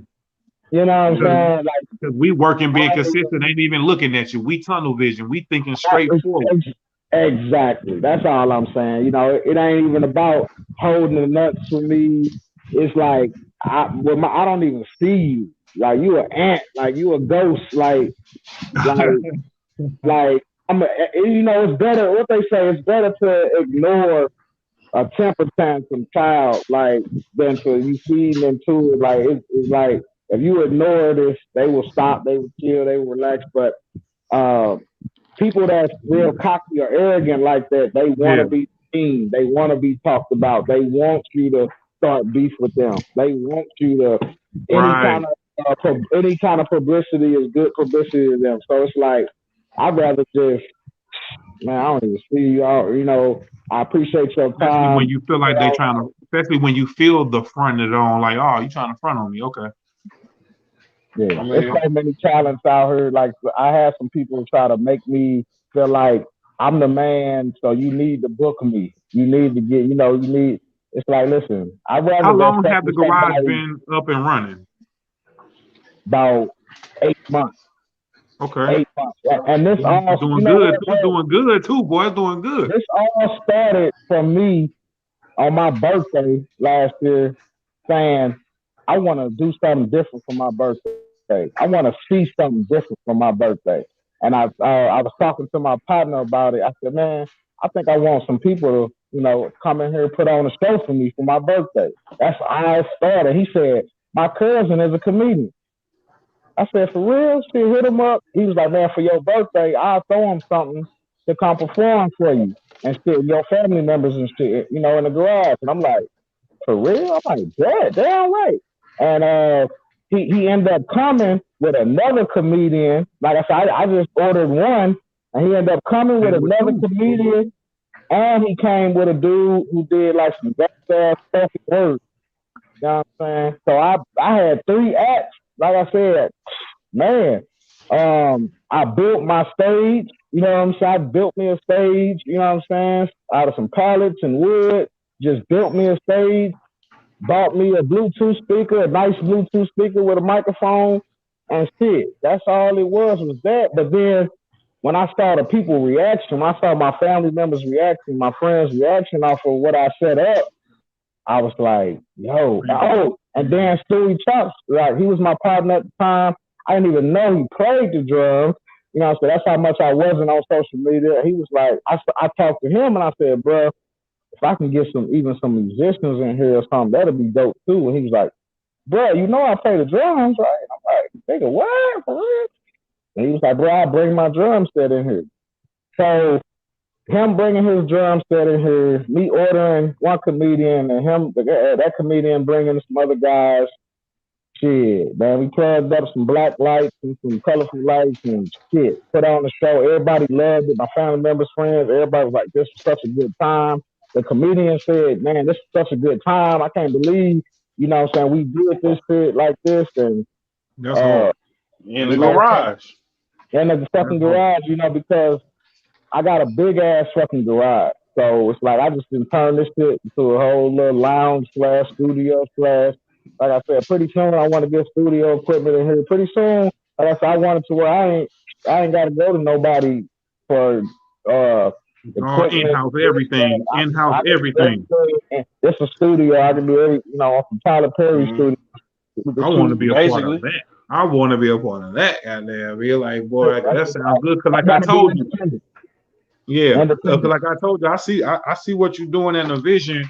And I can see that being as big as Dame Dash Studio. We're going to get a bigger building. We definitely going to get a bigger building. Yeah, because I see how Dame Dash, he be in his studio with the big projector and the stage in the back, the band. And I'm like, man, that's hard. I'm like, and then I see what you have. I'm like, yeah, man, you mixing the comedy with the music and you got the youth down there. The kids. Right, like, I'm here, y'all. We got stuff going on in the house, so you know, folks brought me that plate, so you know, it was a you ain't lying moment right there. But over there eating, man, I had look when you over here with your people and my dudes bring you a plate, you can't let that plate get cold now. You know, I'm saying, man, but the creation of it all is a beautiful. Y'all gonna see the matching handprint. The creation of it all is beautiful. How it started off so naturally. It started off you just wanting to see something different on your birthday, and from there you just sitting back in the chair watching the show go down, thinking like, my wheels started turning. Yeah, that old bing hit you. That old bing. Hey man, like I can do it. Something, you know what I'm saying? And that's exactly what you do. I've been throwing parties. I'm like, I just thought about it. I'm like, damn, I've been straight breaking the rules and throwing parties when I shouldn't have been in all this shit since I was 18. And if I would have just had somebody over me say, hey man, like you could have been turned this. I was in the military, bruh. and I was breaking the rules, throwing parties on the fucking military base. Allegedly. Well, I already got in trouble for that. Fuck it. I already got kicked out. I already got in trouble for all that. So I ain't even worried about that alleged part. But I appreciate it though. But man, like I've been doing this. Like I like actually I'm about customer service. That's the person. Like I like getting good-hearted, like-minded people together, and I like seeing people smile and laugh. I like setting up a good time for people. So shit, I'm a servant of the people, man. But I'm definitely learning. It gotta be good-hearted. It gotta be some good people, man. Like you can't do this with everybody, but yeah, man. You're gonna learn along the way, bro. And then sometimes, man, you only gonna learn that when it happens, because you ain't gonna never know who a snake is until they bite you anyway, or until something presents itself to where you gotta like, oh yeah, I can't really rock with them no more. Yep. But you know, man, but that's just all the part. That's just all part of it, man. Is the BET Awards still relevant? Because I watched it this week. Did y'all see that? Yeah. King Ali like, yeah. He like, nah, man. Yeah, bro. I'm over it, bro. That's why I didn't watch it. Like I said, I don't be tuning in to certain things no more because we need something new, bro. We need something, man. These the people they want us to worship and look up to. Nah, I'm cool, man. Like I said, one of the things that the guy from the mattress store told me, one of the ideas he gave me, he said, bro, y'all should put on an awards show. And for the, whatever the garage you want for, put on an award show to where we giving people their roses before they die. Like, there's so many people out here in St. Louis doing shit, positive, all kind of positive shit that's not getting no kind of recognition, no kind of social media recognition, no. And I said, you know what, bro? Fuck it. Let's do it. Man, I would love that. He said, man, I'm talking about we putting on suits and ties, dressing up nice. And I was like, bro, I'm with it. I'm so with it. And you know what? Only person that I knew that ever did that before you, King Ali, that even mentioned that was Tony J. Rest in peace to Tony J. We lost him a couple years ago. He had cancer. So rest in peace to the GOAT, man. He actually Tony J actually he actually had for a while. Yeah, he had the Traffic Music Awards. Yeah, he actually had me work his site because he was trying to make a site called 314 Hits. He used to do it as an ambassador too. I know I went to one at the ambassador before. Yeah. He was actually trying to expand it. He was trying to make 314hits.com a radio station, a podcast. We was gonna record a pilot for it. And Slumfest be giving out awards. So man, it ain't too many people that be doing that for people because man, if he build up his little roster of people that come through and people that he like and mess with, and he start giving them their roses, man, while they here, I guarantee you people go appreciate that, bro. Yep. People go appreciate that. And just people in the city in general, because there's a lot of people, man, that are real good people in the city that, just don't get the love and recognition that they should get, A lot of them, they want us to follow certain people, bro. They want us to follow and look up to certain kind of behavior. Like they want us to follow certain type of behaviors, bro. Like this in 2021 and beyond, bro, we dictate what we want to follow, what we want to see, what playlists we want to listen to. People got to understand that we dictate now more than ever what we want to watch, what we want to listen to. Man, what you think all the streaming on the TV is for? Like, we can go to they not telling us what to. I mean, they are telling us what to watch, but we still ultimately can click on whatever we want to see. We control it from the gate. As long as we understand it, then that's all that matters. Hey, but man, people that don't understand it. They caught up in the cycle. They caught up in the tradition. Like that's why we talking about it for them to understand. That's why you got us talking about this type of stuff right now, and that's why you think the way you think and gonna talk about what you talk about because it got to start from somebody.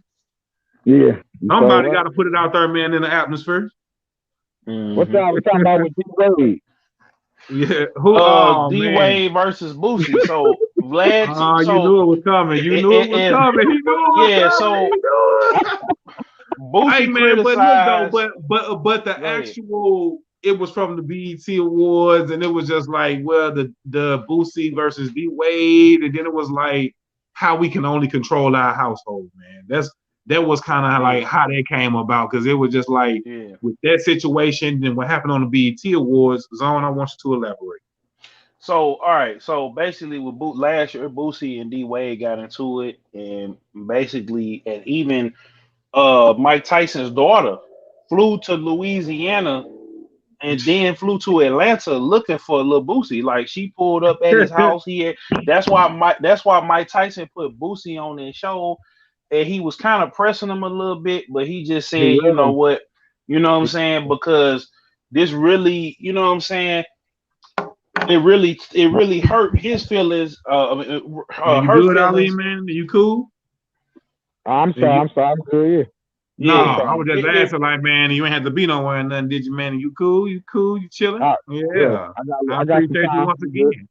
Yeah, I appreciate you, man, and thank for everybody who tapping in with us, watching, tapping in with us. Yeah, man. And what were you saying, Zone? So basically, they got into it because Boosie had said he had criticized D Wade letting his son transition. You know what I'm saying? Make the transition, basically. Yeah. So fast forward, everything with Lil Nas X was going on. Lil Nas and by the way, man, the Wade's son is doing it very well too, because them motherfuckers got money, so they can make him look exactly like Myrtle from motherfucking Family Matters. Come on, Hayes. Come on, Hayes. You taking it a little bit too far now, dang. Oh, now you gonna say? Nah, you act like you said the same stuff about me saying. Period. I ain't saying this to you. Have I not said this to you though? Respect to him though. Respect to that little dude or girl. I'm just saying, bro. Yeah, it's funny to me, but yeah, I'm just saying. Look, y'all, I'm just saying that, Zone, you don't have to be politically correct. No, I'm just saying. Hold on. Only reason why I say that. Let him say it, Ali. Let him say it. Hold on. Only reason why I say that, we mean no disrespect to nobody and nobody's gender or nobody. The only reason is because they didn't put so much money, and I wish black folks as a whole will put the type of money they got money to make him look the way that he need to look. No. Hey, no. What I'm saying, hold on. They got money to silence Dwayne Wade's son could look exactly like a girl, because he got money from the clothes to the hair. When my cousin do it around the corner, he gonna look like just a crackhead that's just trying to dress like a female. Come on, hey, man. We ain't gotta do him like I'm that. done. See, that's why I don't talk about this topic with him, because no. Look, I see what I'm saying. I see where you going with it, bro. But I'm not disrespecting nobody though, man. I'm just saying that the fact that but I'm telling the Wayne Wade people got money to make him look the way that he want to look. Everything is what I'm trying to get Hayes to understand is everything is disrespectful, because these folks have been abused. They've been outcast. Like, I look at the little Nas. Got you scared, man. These people scaring people. No, it ain't about scaring. They are scaring people to not even want to talk about them. And people would act about that thing about race. Because me and Zone said the same thing. Because they put their money behind it, Hayes. That's why they unified and they put their money behind it. The Asians do it. The Mexicans when people say, I got a cousin that's gay, that's almost like saying I got a white person saying I got a black friend. Exactly. So that's why I'm saying, like, I'm trying to break it down. That one white person that's gonna say, "Hey, I'm not racist. I got a black friend." Let me break it down to you. So he said, "Hell no." Loopy said, "Hell no." BET stopped being relevant the moment they sold the Viacom. So my point. So again, we don't own it. So we can't shape the narrative. But again, these people, like, I look at Lil Nas X, for example, right? Lil Nas X, he put a video out before he actually came out and said, came out in front of the world. He put a video out how his family abused him, how, they kicked him out of the house for being, LGBT. He was in the military. He decided he wanted to do music. And he was at his sister's house. He was on his last leg. His sister was getting ready to kick him out, and then Old Town Road popped off. So he decided that, and then later on, he came out and said that he had fell in love with somebody that was in the industry, and they pretty much they got him on, and they made a lot of money off of him, but they, once they got the money and How got do them we still on, and get from there to what we just seen on BET? that's the whole point. So now he's been told all his life while he was being abused and whatever. He got a mama that speaking of crackheads, his mama is on crack. So he even been through a lot of traumatic experiences. And so the reason why we get to where we get to there is because these a lot of people that are in the industry that have made a lot of money, who have had a lot of these experiences.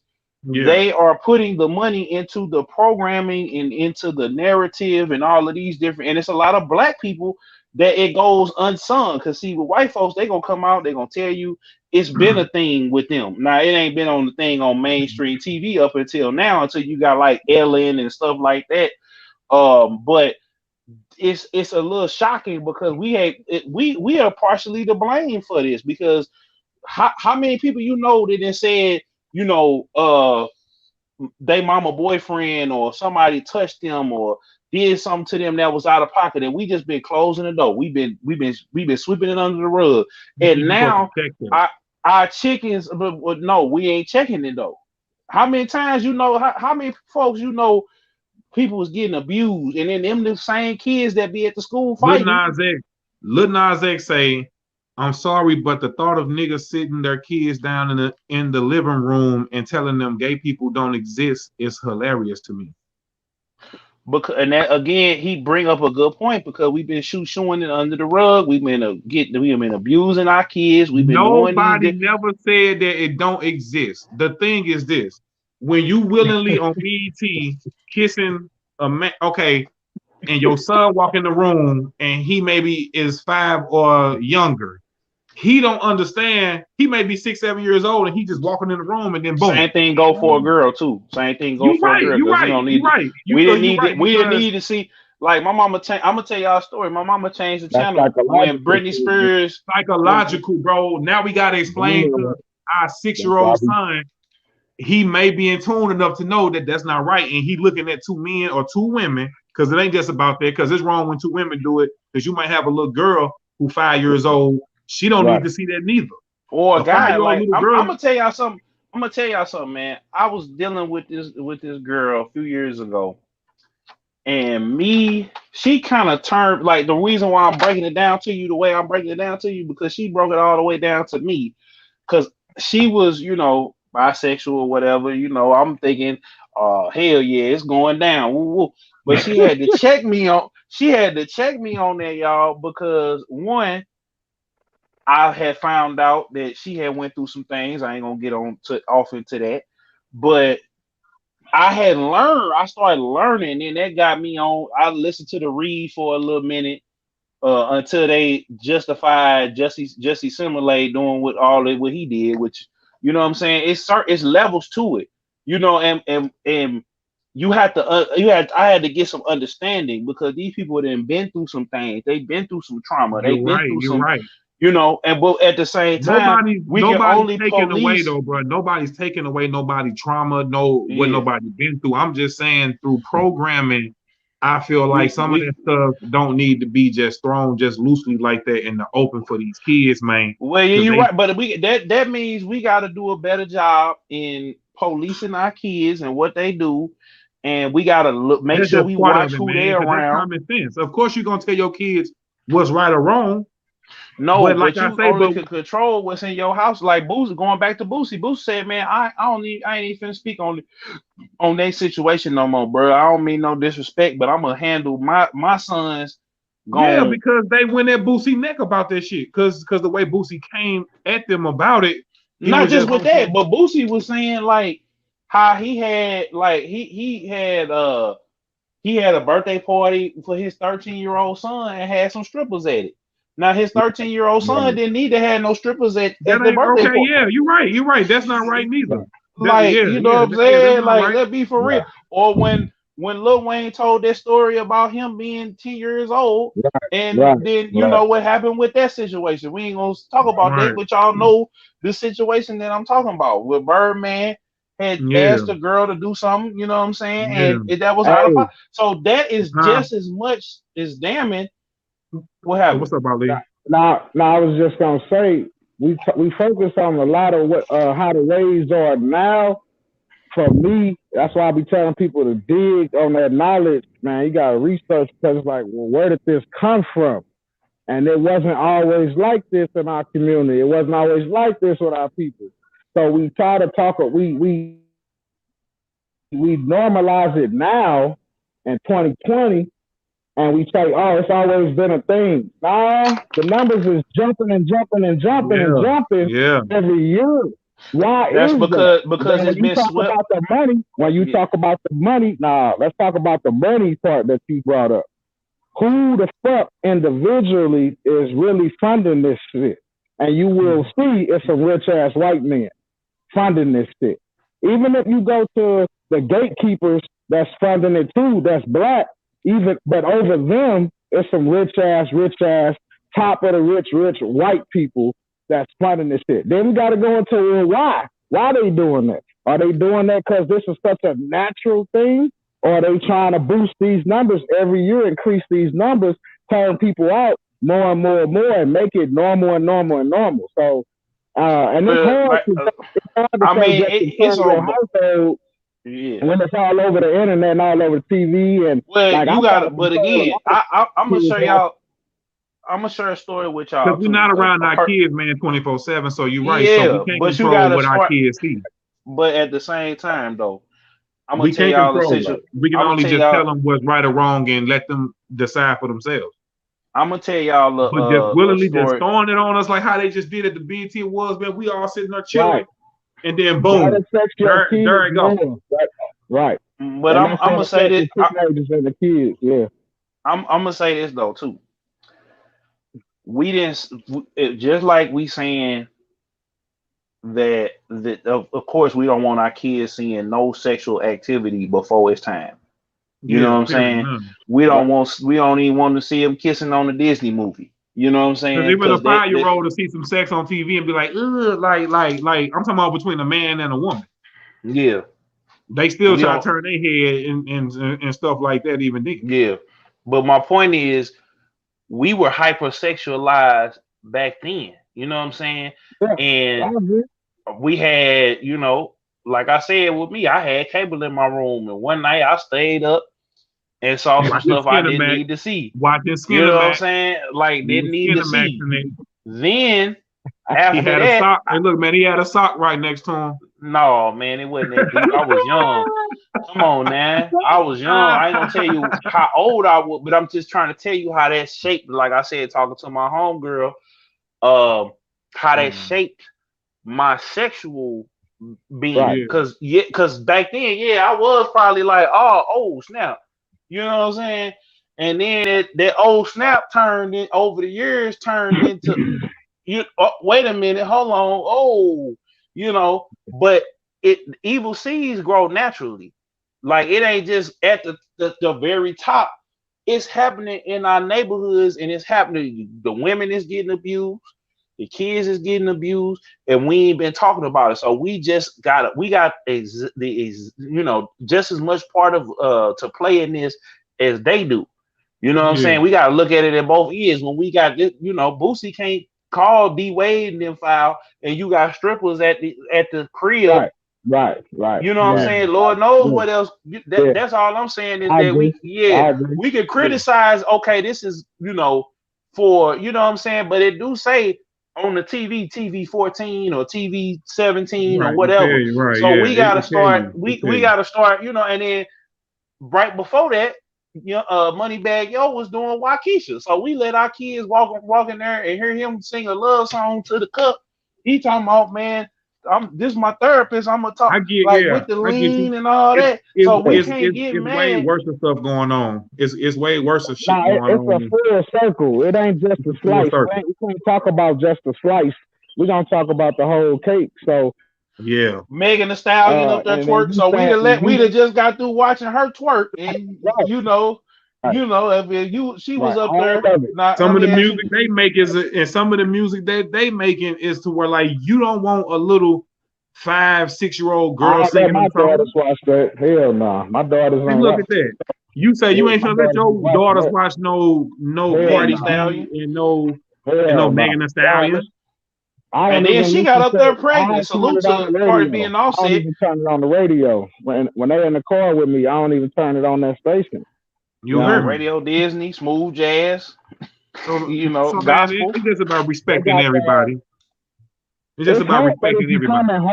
It's becoming harder and harder for the parent though, because it is leaking into all genres. It is leaking into all, and that's why even the cartoons.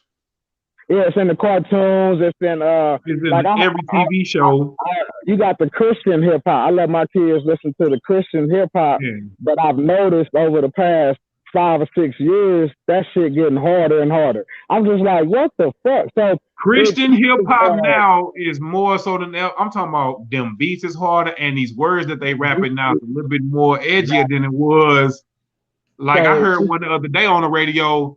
He gave a little bit of Juvenile back that thing up, but he didn't say to back the ass up. But it was like I got where he was going, and so he said like a little line, and it was like he came from that to doing what he's doing now. So I get what he was kind of trying to. I get the message that he was saying, because back in the day, man, you had a lot of Christian rap. Well, it wasn't like, man, what's on you? You had like the Lecrae's and you had before that you had Jason from St. Louis, you had Flame from St. Louis, you had Thistle, you had Kirk Franklin them. Now you got the Lecrae's, the Bizzles, my dog Robert. The Christian radio station jamming so hard, man. I'll be listening to that sometimes because you get the same feeling, but just without without the money. That's all, right. That's it. They telling it's getting bad because they telling the same hardcore street story now in they songs, to where they talking about they still talking about drugs, they still talking about guns,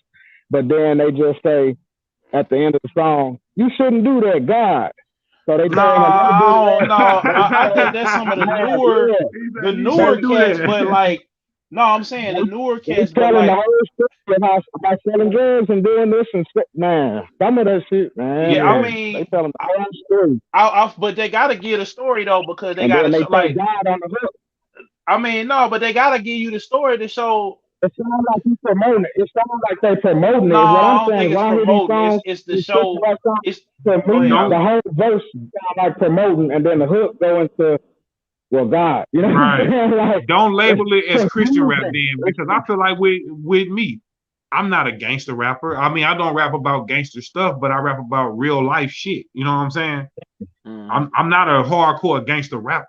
I'm not rapping about murking. I'm not rapping about lean. I'm not rapping about some of the shit, the money, clothes, cars, hoes. I'm not rapping about that in a way that I'm glorifying it. Of course, I want the nice clothes and the car and the woo, but I'm not glorifying it though. I'm rapping in a way that's telling you a story either about my life or about something that's real, but it's not just like I'm making a song that just purposely talking about cars, clothes, hoes, and just to be on some devilish stuff. We not on demon time no more. We on God time. You feel me?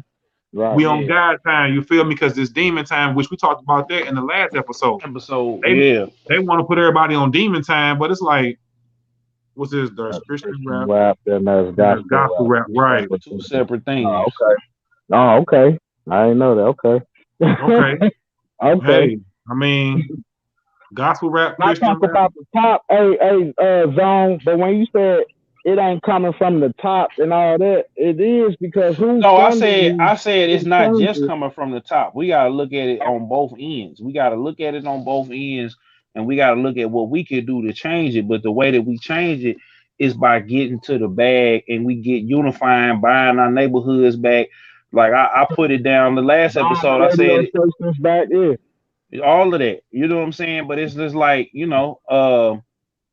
it's just like we definitely got to change the narrative and change what we put in our eyes and ears. And basically, like I said, controlling our household. Like, it's certain stuff that I ain't gonna watch. It's certain stuff that I'm not gonna listen to or support.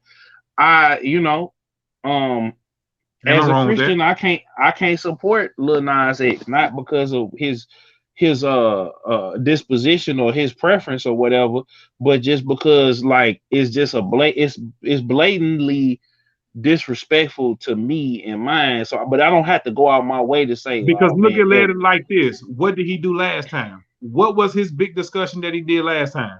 Zone. What? Or Ali. Like, what did he do last time with the shoes?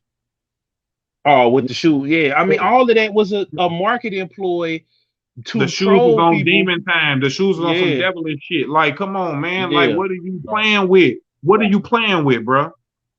But see, he had a point. I even had my auntie. I told you, man. I had my auntie that don't know nothing about music call me about that. Like, who is the guy that put a drop of blood in the shoe and I'm like, man, I ain't listening to that. No way, man. But look at our culture has been changed, man. We gotta wake up today, man. You gotta go back to what we was doing 1,000 years ago, 500 years ago. And I'm not saying that nobody was sneaking around on some gay shit back then, but you just gotta look at how come the numbers was way less, like way, way, way less. Like, I just told you, it's two different things.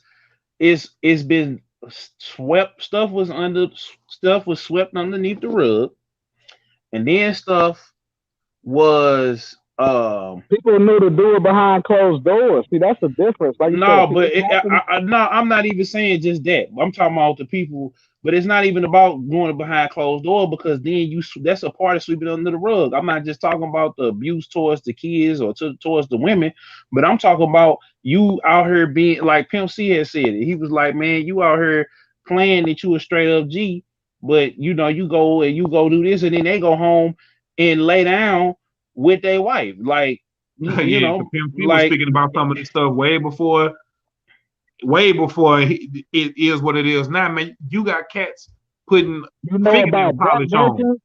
They putting fingernail polish on their hands and stuff. I mean, like, what? I mean, what was that? Hey, gotta go back. But again, what about buck breaking, Zone? What about buck breaking? I mean, look, all of that stuff is true. Us, man. Like, this shit got put on us. We got to break from it. It got put on us. I don't think it was so natural. No, I'm not saying that it wasn't, but I'm saying that we have a part that we play. Sometimes that it's an agenda, like, type of feel. Like, it's like, whoa. I mean, like, it is, but it's an agenda because there's one. But what for? Nobody cares. But why I'm finna tell you, but nobody cares like that. But I'm saying, people, we don't care. But the people that it matters to, the people that have been abused, the people that have been whatever. But I'm trying to tell y'all, it's money being put behind it, and when you got money, everybody getting money behind their movement except us, because I ain't even worried about them and what they got going on. We still asking for reparations, huh? No, we don't need to. We could get it together. That's why I ain't really want to even criticize it, because until we get our stuff together, is like us men get together instead of us always competing like we was talking about earlier. We're gonna have to all put our pride to the side and come together. And you know what I'm saying? They know we ain't gonna do that, so it ain't no sense of us criticizing the LGBT community. And we mean no disrespect. We may not, you know what I'm saying? But it's no sense of us criticizing or breaking it down or saying that, because we not doing what we need to do as black men and black women, and being in we can't even stay together as a couple.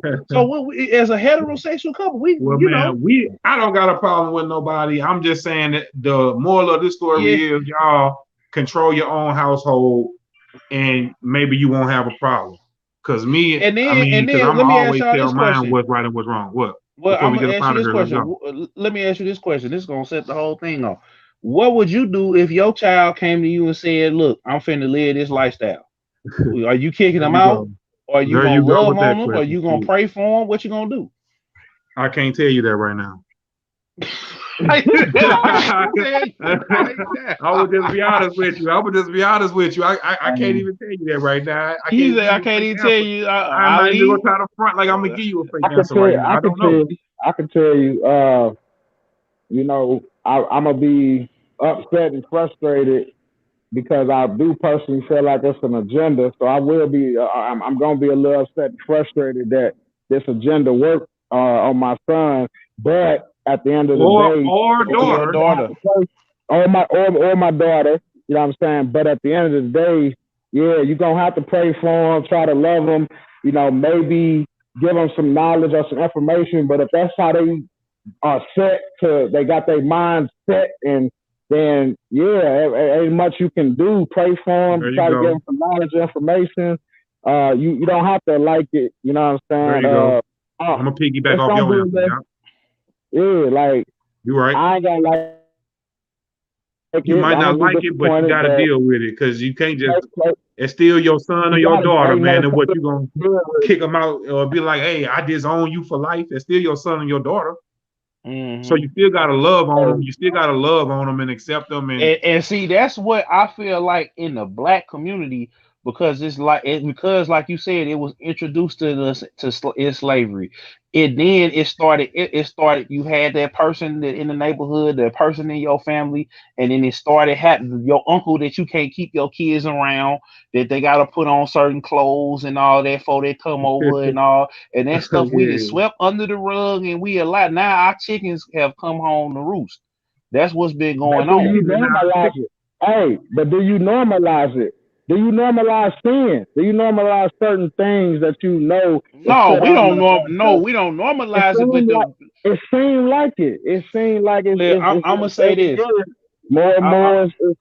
You know, like I'm gonna say this because it get normalized because we see it so much on TV. You hear it in the music. You see it in the movies. You see it in the music videos. It's always been like my little sister. Like it's always been like that. It's always been. No, it has been. Listen, sis. Like I had a whole argument with her, and it's because all of her life it's been normal. Yeah. You know, she's 20. She's 21. So all of her growing up and all of her life it's been normal. So she's gonna go forward. She's gonna be more comfortable with it with her kids than me. Yeah. Like if that happened with her kids. I'm gonna say because we grew up a certain way that we didn't see that when we grew up. Yeah, I didn't really see that. Yeah. Bizzle said we can't be set apart from the same world that we seek acceptance from. And then he said, stand with the Lord, even if you feel like you're the only one that's doing it. So that's what I say. So that's what I'm saying. Like we definitely can't worry about it. It might be normalized in front of our eyes, but we can't sit up here and worry about what everybody else got going on. We again, we can only control ourselves, control our household and ourselves. Yep.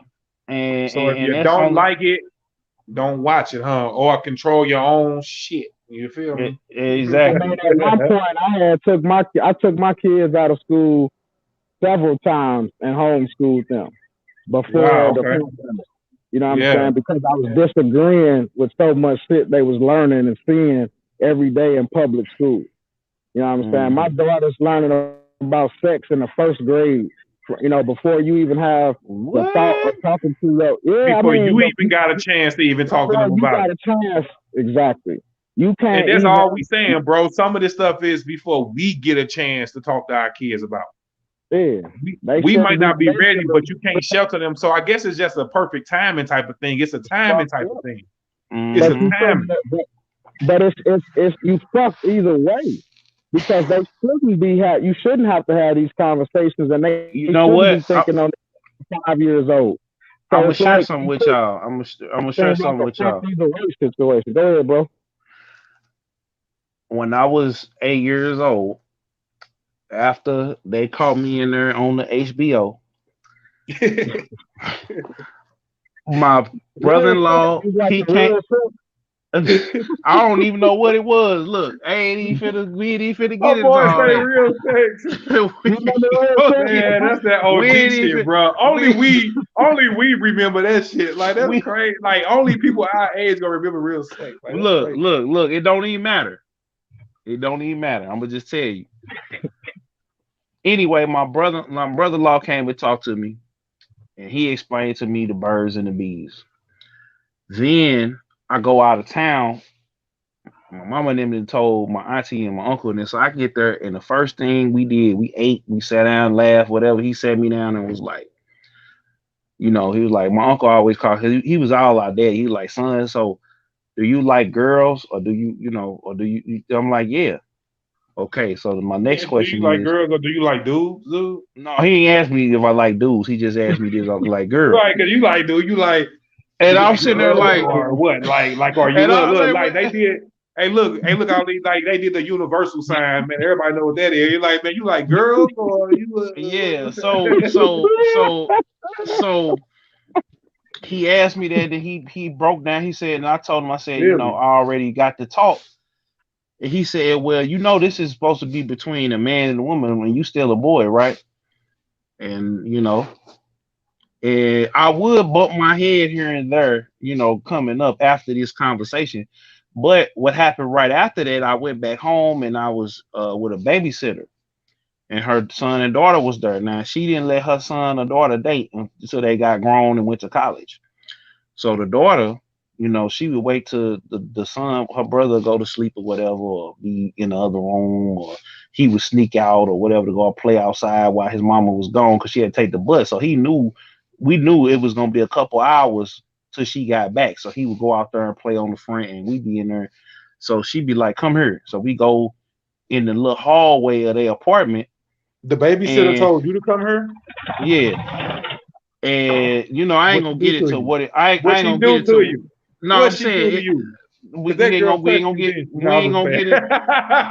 It didn't get that far, but it was inappropriate. So my point is, that's how I got taught. I feel you on this story. That's how I got taught. So my point is, you see how that, but I knew what was going on. I never said nothing because her mama was gonna beat the living crap out of her.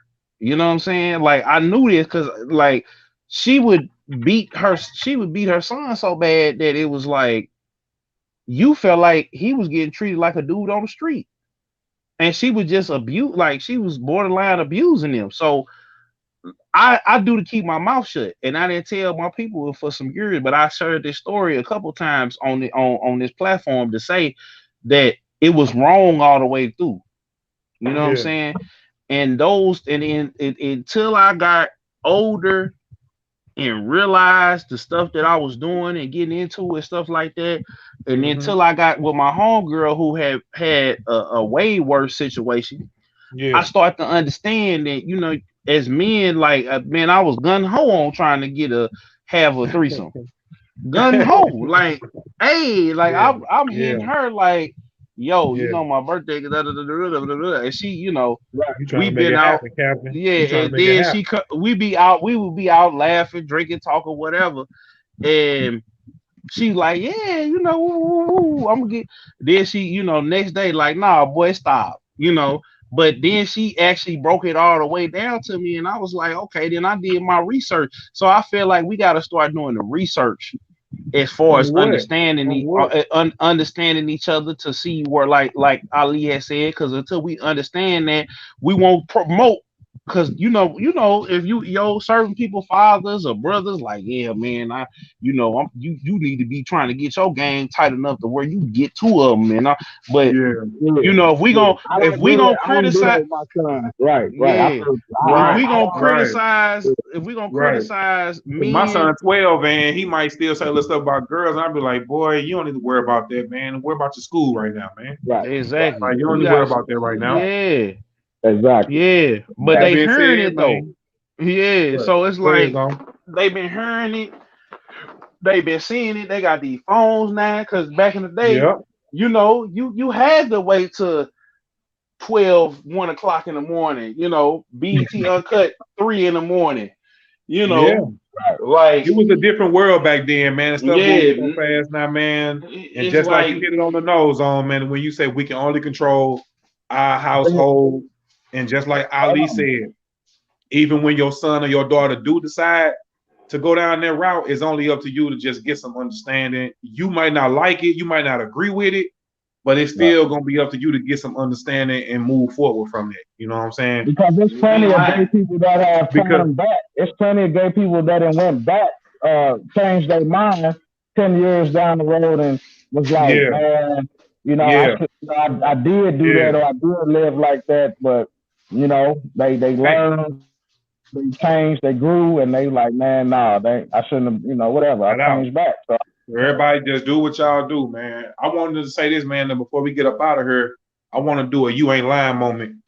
So Ali, so basically a you ain't lying moment is something that just happened to you that maybe somebody won't believe, or something that just happened that there was a good moment in your life that you can remember that you'll want to share with people. So I'm gonna kick this one off on. Okay, so since we on the 4th of July coming up, my you ain't lying moment gonna be back. Man, I know I was a teenager for sure, probably about 13 or something like that. But I remember seeing Ali from the St. Lunatics at the firework tent over there in Alton, with a trunk full, a backseat full, whole car full of fireworks. He was riding in the motherfucking Infinity, I think. And it was just for me. I knew who he was, and me seeing him coming out with all the fireworks. And I even think we asked him, like, man, what you been doing with all those?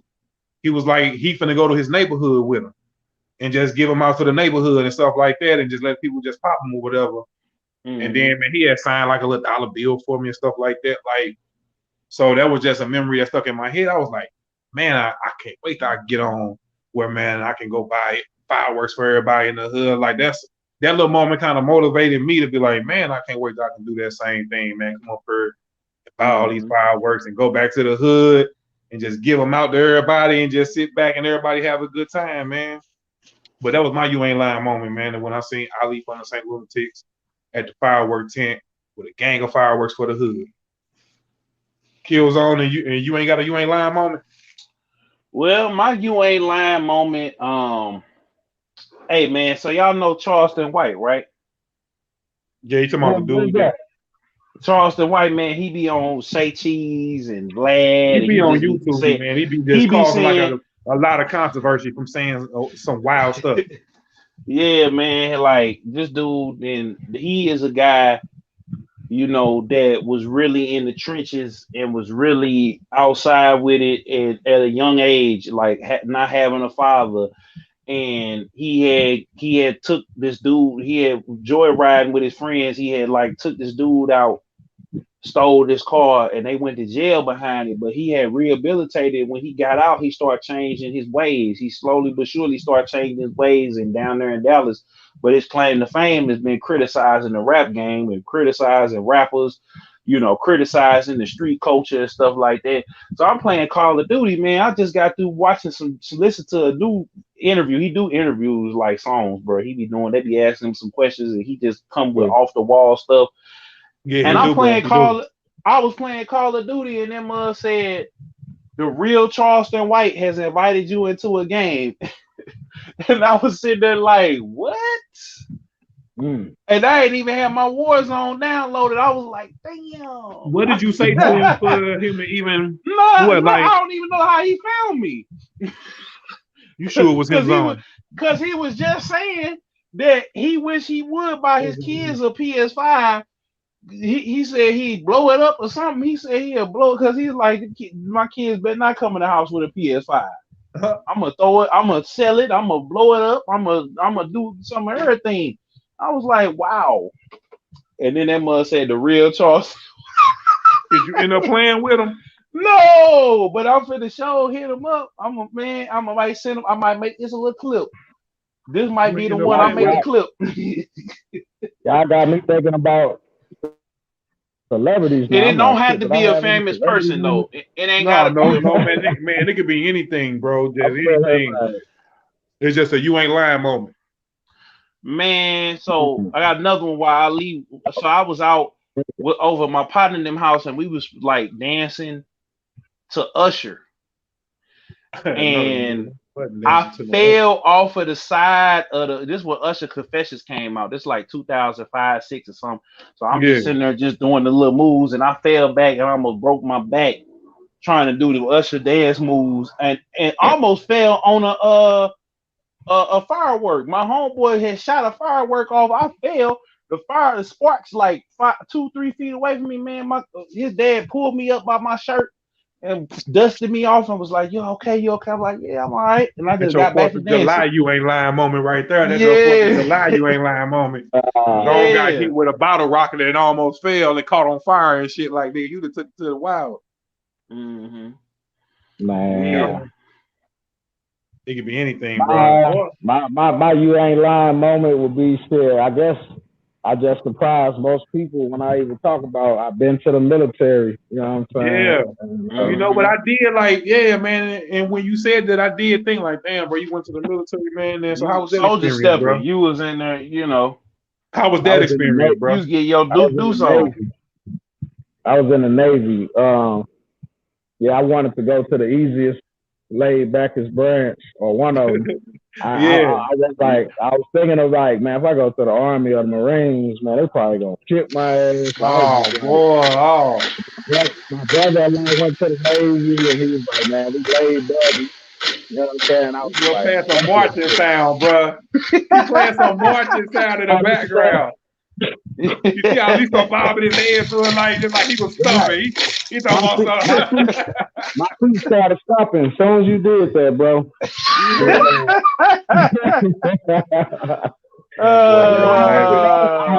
I had to be they called that position the A-Rock. You had the R-Poc and the A-Rock.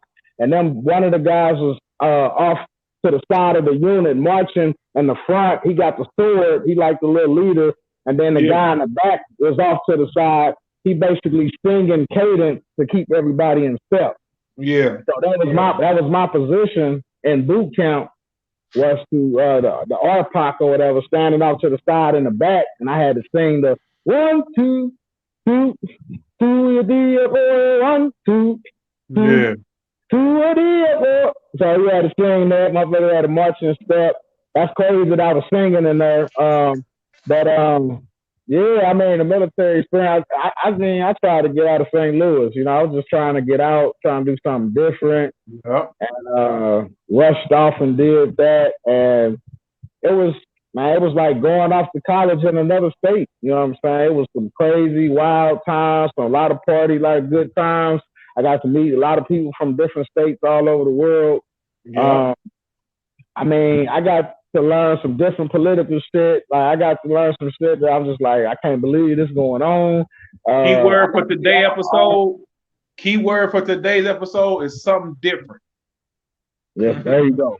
Something different. These niggas, we got to get our mind on something different, bro. Man, we got to. Please. You know what I'm saying? It's like I said, as a parent, I felt times of helplessness. I felt times of so much frustration because you try to control your household as much as possible. But with them turning everything into technology in your household, it's just like your kids can touch anything, reach anything. My 15-year-old son is a hacker. So no matter how many times I try to stop him, he's a fucking damn near genius, and he's a hacker. He can get around shit. He knows technology better than me. So yeah, it's a lot of shit I put blocks on and restrictions on, and figure out how to get around it. You know what I'm saying? Like that's next level. He said that's next level. Yeah, then when they go to school, you got rules in your house, but if they at school 8 hours a day, they're getting most of their influence every day. They're not even around you 8 hours a day, unless it's maybe. So that's where they get most of their influence from. You don't even have to buy them a cell phone. They can go to school, hop on their friend's cell phone. You know what I'm saying? So yeah, shit it's crazy, man. We got to make a change, man. I'm praying for it. I'm realizing it more and more. My youngest son just turned 6. We let him go to kindergarten. I don't know about first grade, man. Like I'm already seeing change. I'm already seeing changes in his behavior from him just watching these cartoons. I'm already seeing him like it's crazy, man. But I'm more aware now. I'm more awake and more aware now than I've ever been with any of my other previous kids. So, but it's hard because, like you say, you don't. Fuck, you gonna be a hermit? What you gonna go live in the woods? What you gonna do? You know what I'm saying? Like, so you feel that helplessness, like, well, what the fuck can I do? Like, I ain't got no choice but to talk to them about it early or whatever, put them around it. I don't want them to be super. A lot of people ask me, what do you do for your kids' social skills when I took them out of school? And I was like, I ain't fucking worried about social skills. The social skills out here is fucked up in the world. You heard out here is fucked up. The influence is learn that up. anyway. Yeah, they're gonna learn it. They can watch TV and learn that. They can watch movies and learn that. So I wasn't really worried. I wanted, the Jewish people take their kids out of school at 12 years old. They take their kids out of public school. The ones that Orthodox, the ones that's really super duper black hat, big beard, they take their kids out of public school at 12 years old, and you're not going back. And we're going to educate you on our history and our culture and our knowledge and put you on the game and talk about it, bro. A lot of shit I was doing, a lot of the black community was looking at me like I was crazy. A lot of the black community was like, "What are you doing?" Like I'm punishing. I always said it start from home, bro. It start from home because I'm like you, man. Even with my little one, it's like, man, we got to start teaching them now before they even go to where they going. Because, like you say, they finna be there for 8 hours already. That's if you want your kids to go to school, and then when they go to school, they got their friends in there, so they ain't really paying attention. Some of the stuff they teaching ain't really our culture, so it's like they not really interested in that already. Yeah. So it's like they only caring about going to PE and lunchtime and leaving this mug. But in between, this social studies you trying to teach us ain't learning about this white man I don't know nothing about, or y'all up here. So man, I get definitely what you're saying, man. But the only thing about technology that I love is that I tell my daughters and them, like my daughter says she want to be an astronaut when she grow up. So the only thing I like about technology nowadays is that I'm telling my kids, hey, go learn it right now. Go and look it up on YouTube. You don't have to wait don't wait to college. You don't have to wait to fucking college. Go learn it right now. At 11 years old. He said that they don't want to be around their kids. They don't want to be around their kids. Who us? Who we talking about? Nah. I guess he just talking about people in like not us, other communities. But other communities. Well, he might elaborate. I'm thinking he meaning some people don't want to be around their kids. And that's a she. That statement about what he said kind of made me just think like some people don't want to be around their kids, maybe meaning so the parents, whether it's one or two, may be concerned with going club hopping or may be concerned with doing other stuff besides being around their kids. No, not even that. Not even that. House. No, she was talking about the Jewish people don't want us to be around their kids. That's what. Yeah, they don't want us. They take them out of the school. They take their kids out of school so they don't be around our kids. Well, our kids ain't around that in no way. Most of our kids go to a dominant black school anyway, so it ain't. But yeah, man, this another classic episode right here, man. Or being like you said, being taught by the system. That's what I was finna say. That's all that is. Yeah, man, I appreciate King Ali, Stewie Chops, the Garage 314. I appreciate y'all, brothers, man, and we gonna keep building, man, from here, man. And just know, man, whenever you want to slide over here, talk about whatever you got going on, brother. You can, brother. You hear me? Whatever you got going on, you want to come back and just drop in for a second and pop back out. You're welcome to do that, man. I appreciate that, man. Y'all fans out there watching, go follow the Garage 314 on Instagram. You know what I'm saying? The Garage 314 at gmail.com. I just started the YouTube page, the Garage 314 LLC. I ain't got all the videos up. I got a couple up. Y'all go follow Stewie Chops, Stewie_Chops on Instagram. Y'all follow Miss Rello. See another, like I said, a female counterpart. Me and Miss Rello are actually doing, we're going to drop a flyer probably today or tomorrow called Monday Mixes, where we going to let the people know from this flyer once we drop it on Instagram that every Monday we're going to be playing, we're going to be on some DJ shit, playing local artists, you know what I'm saying? I hope we don't get too much slack from that. We ain't trying to do no competition, no beef shit, but man, it's just some shit that needs to be done, supporting that, bro.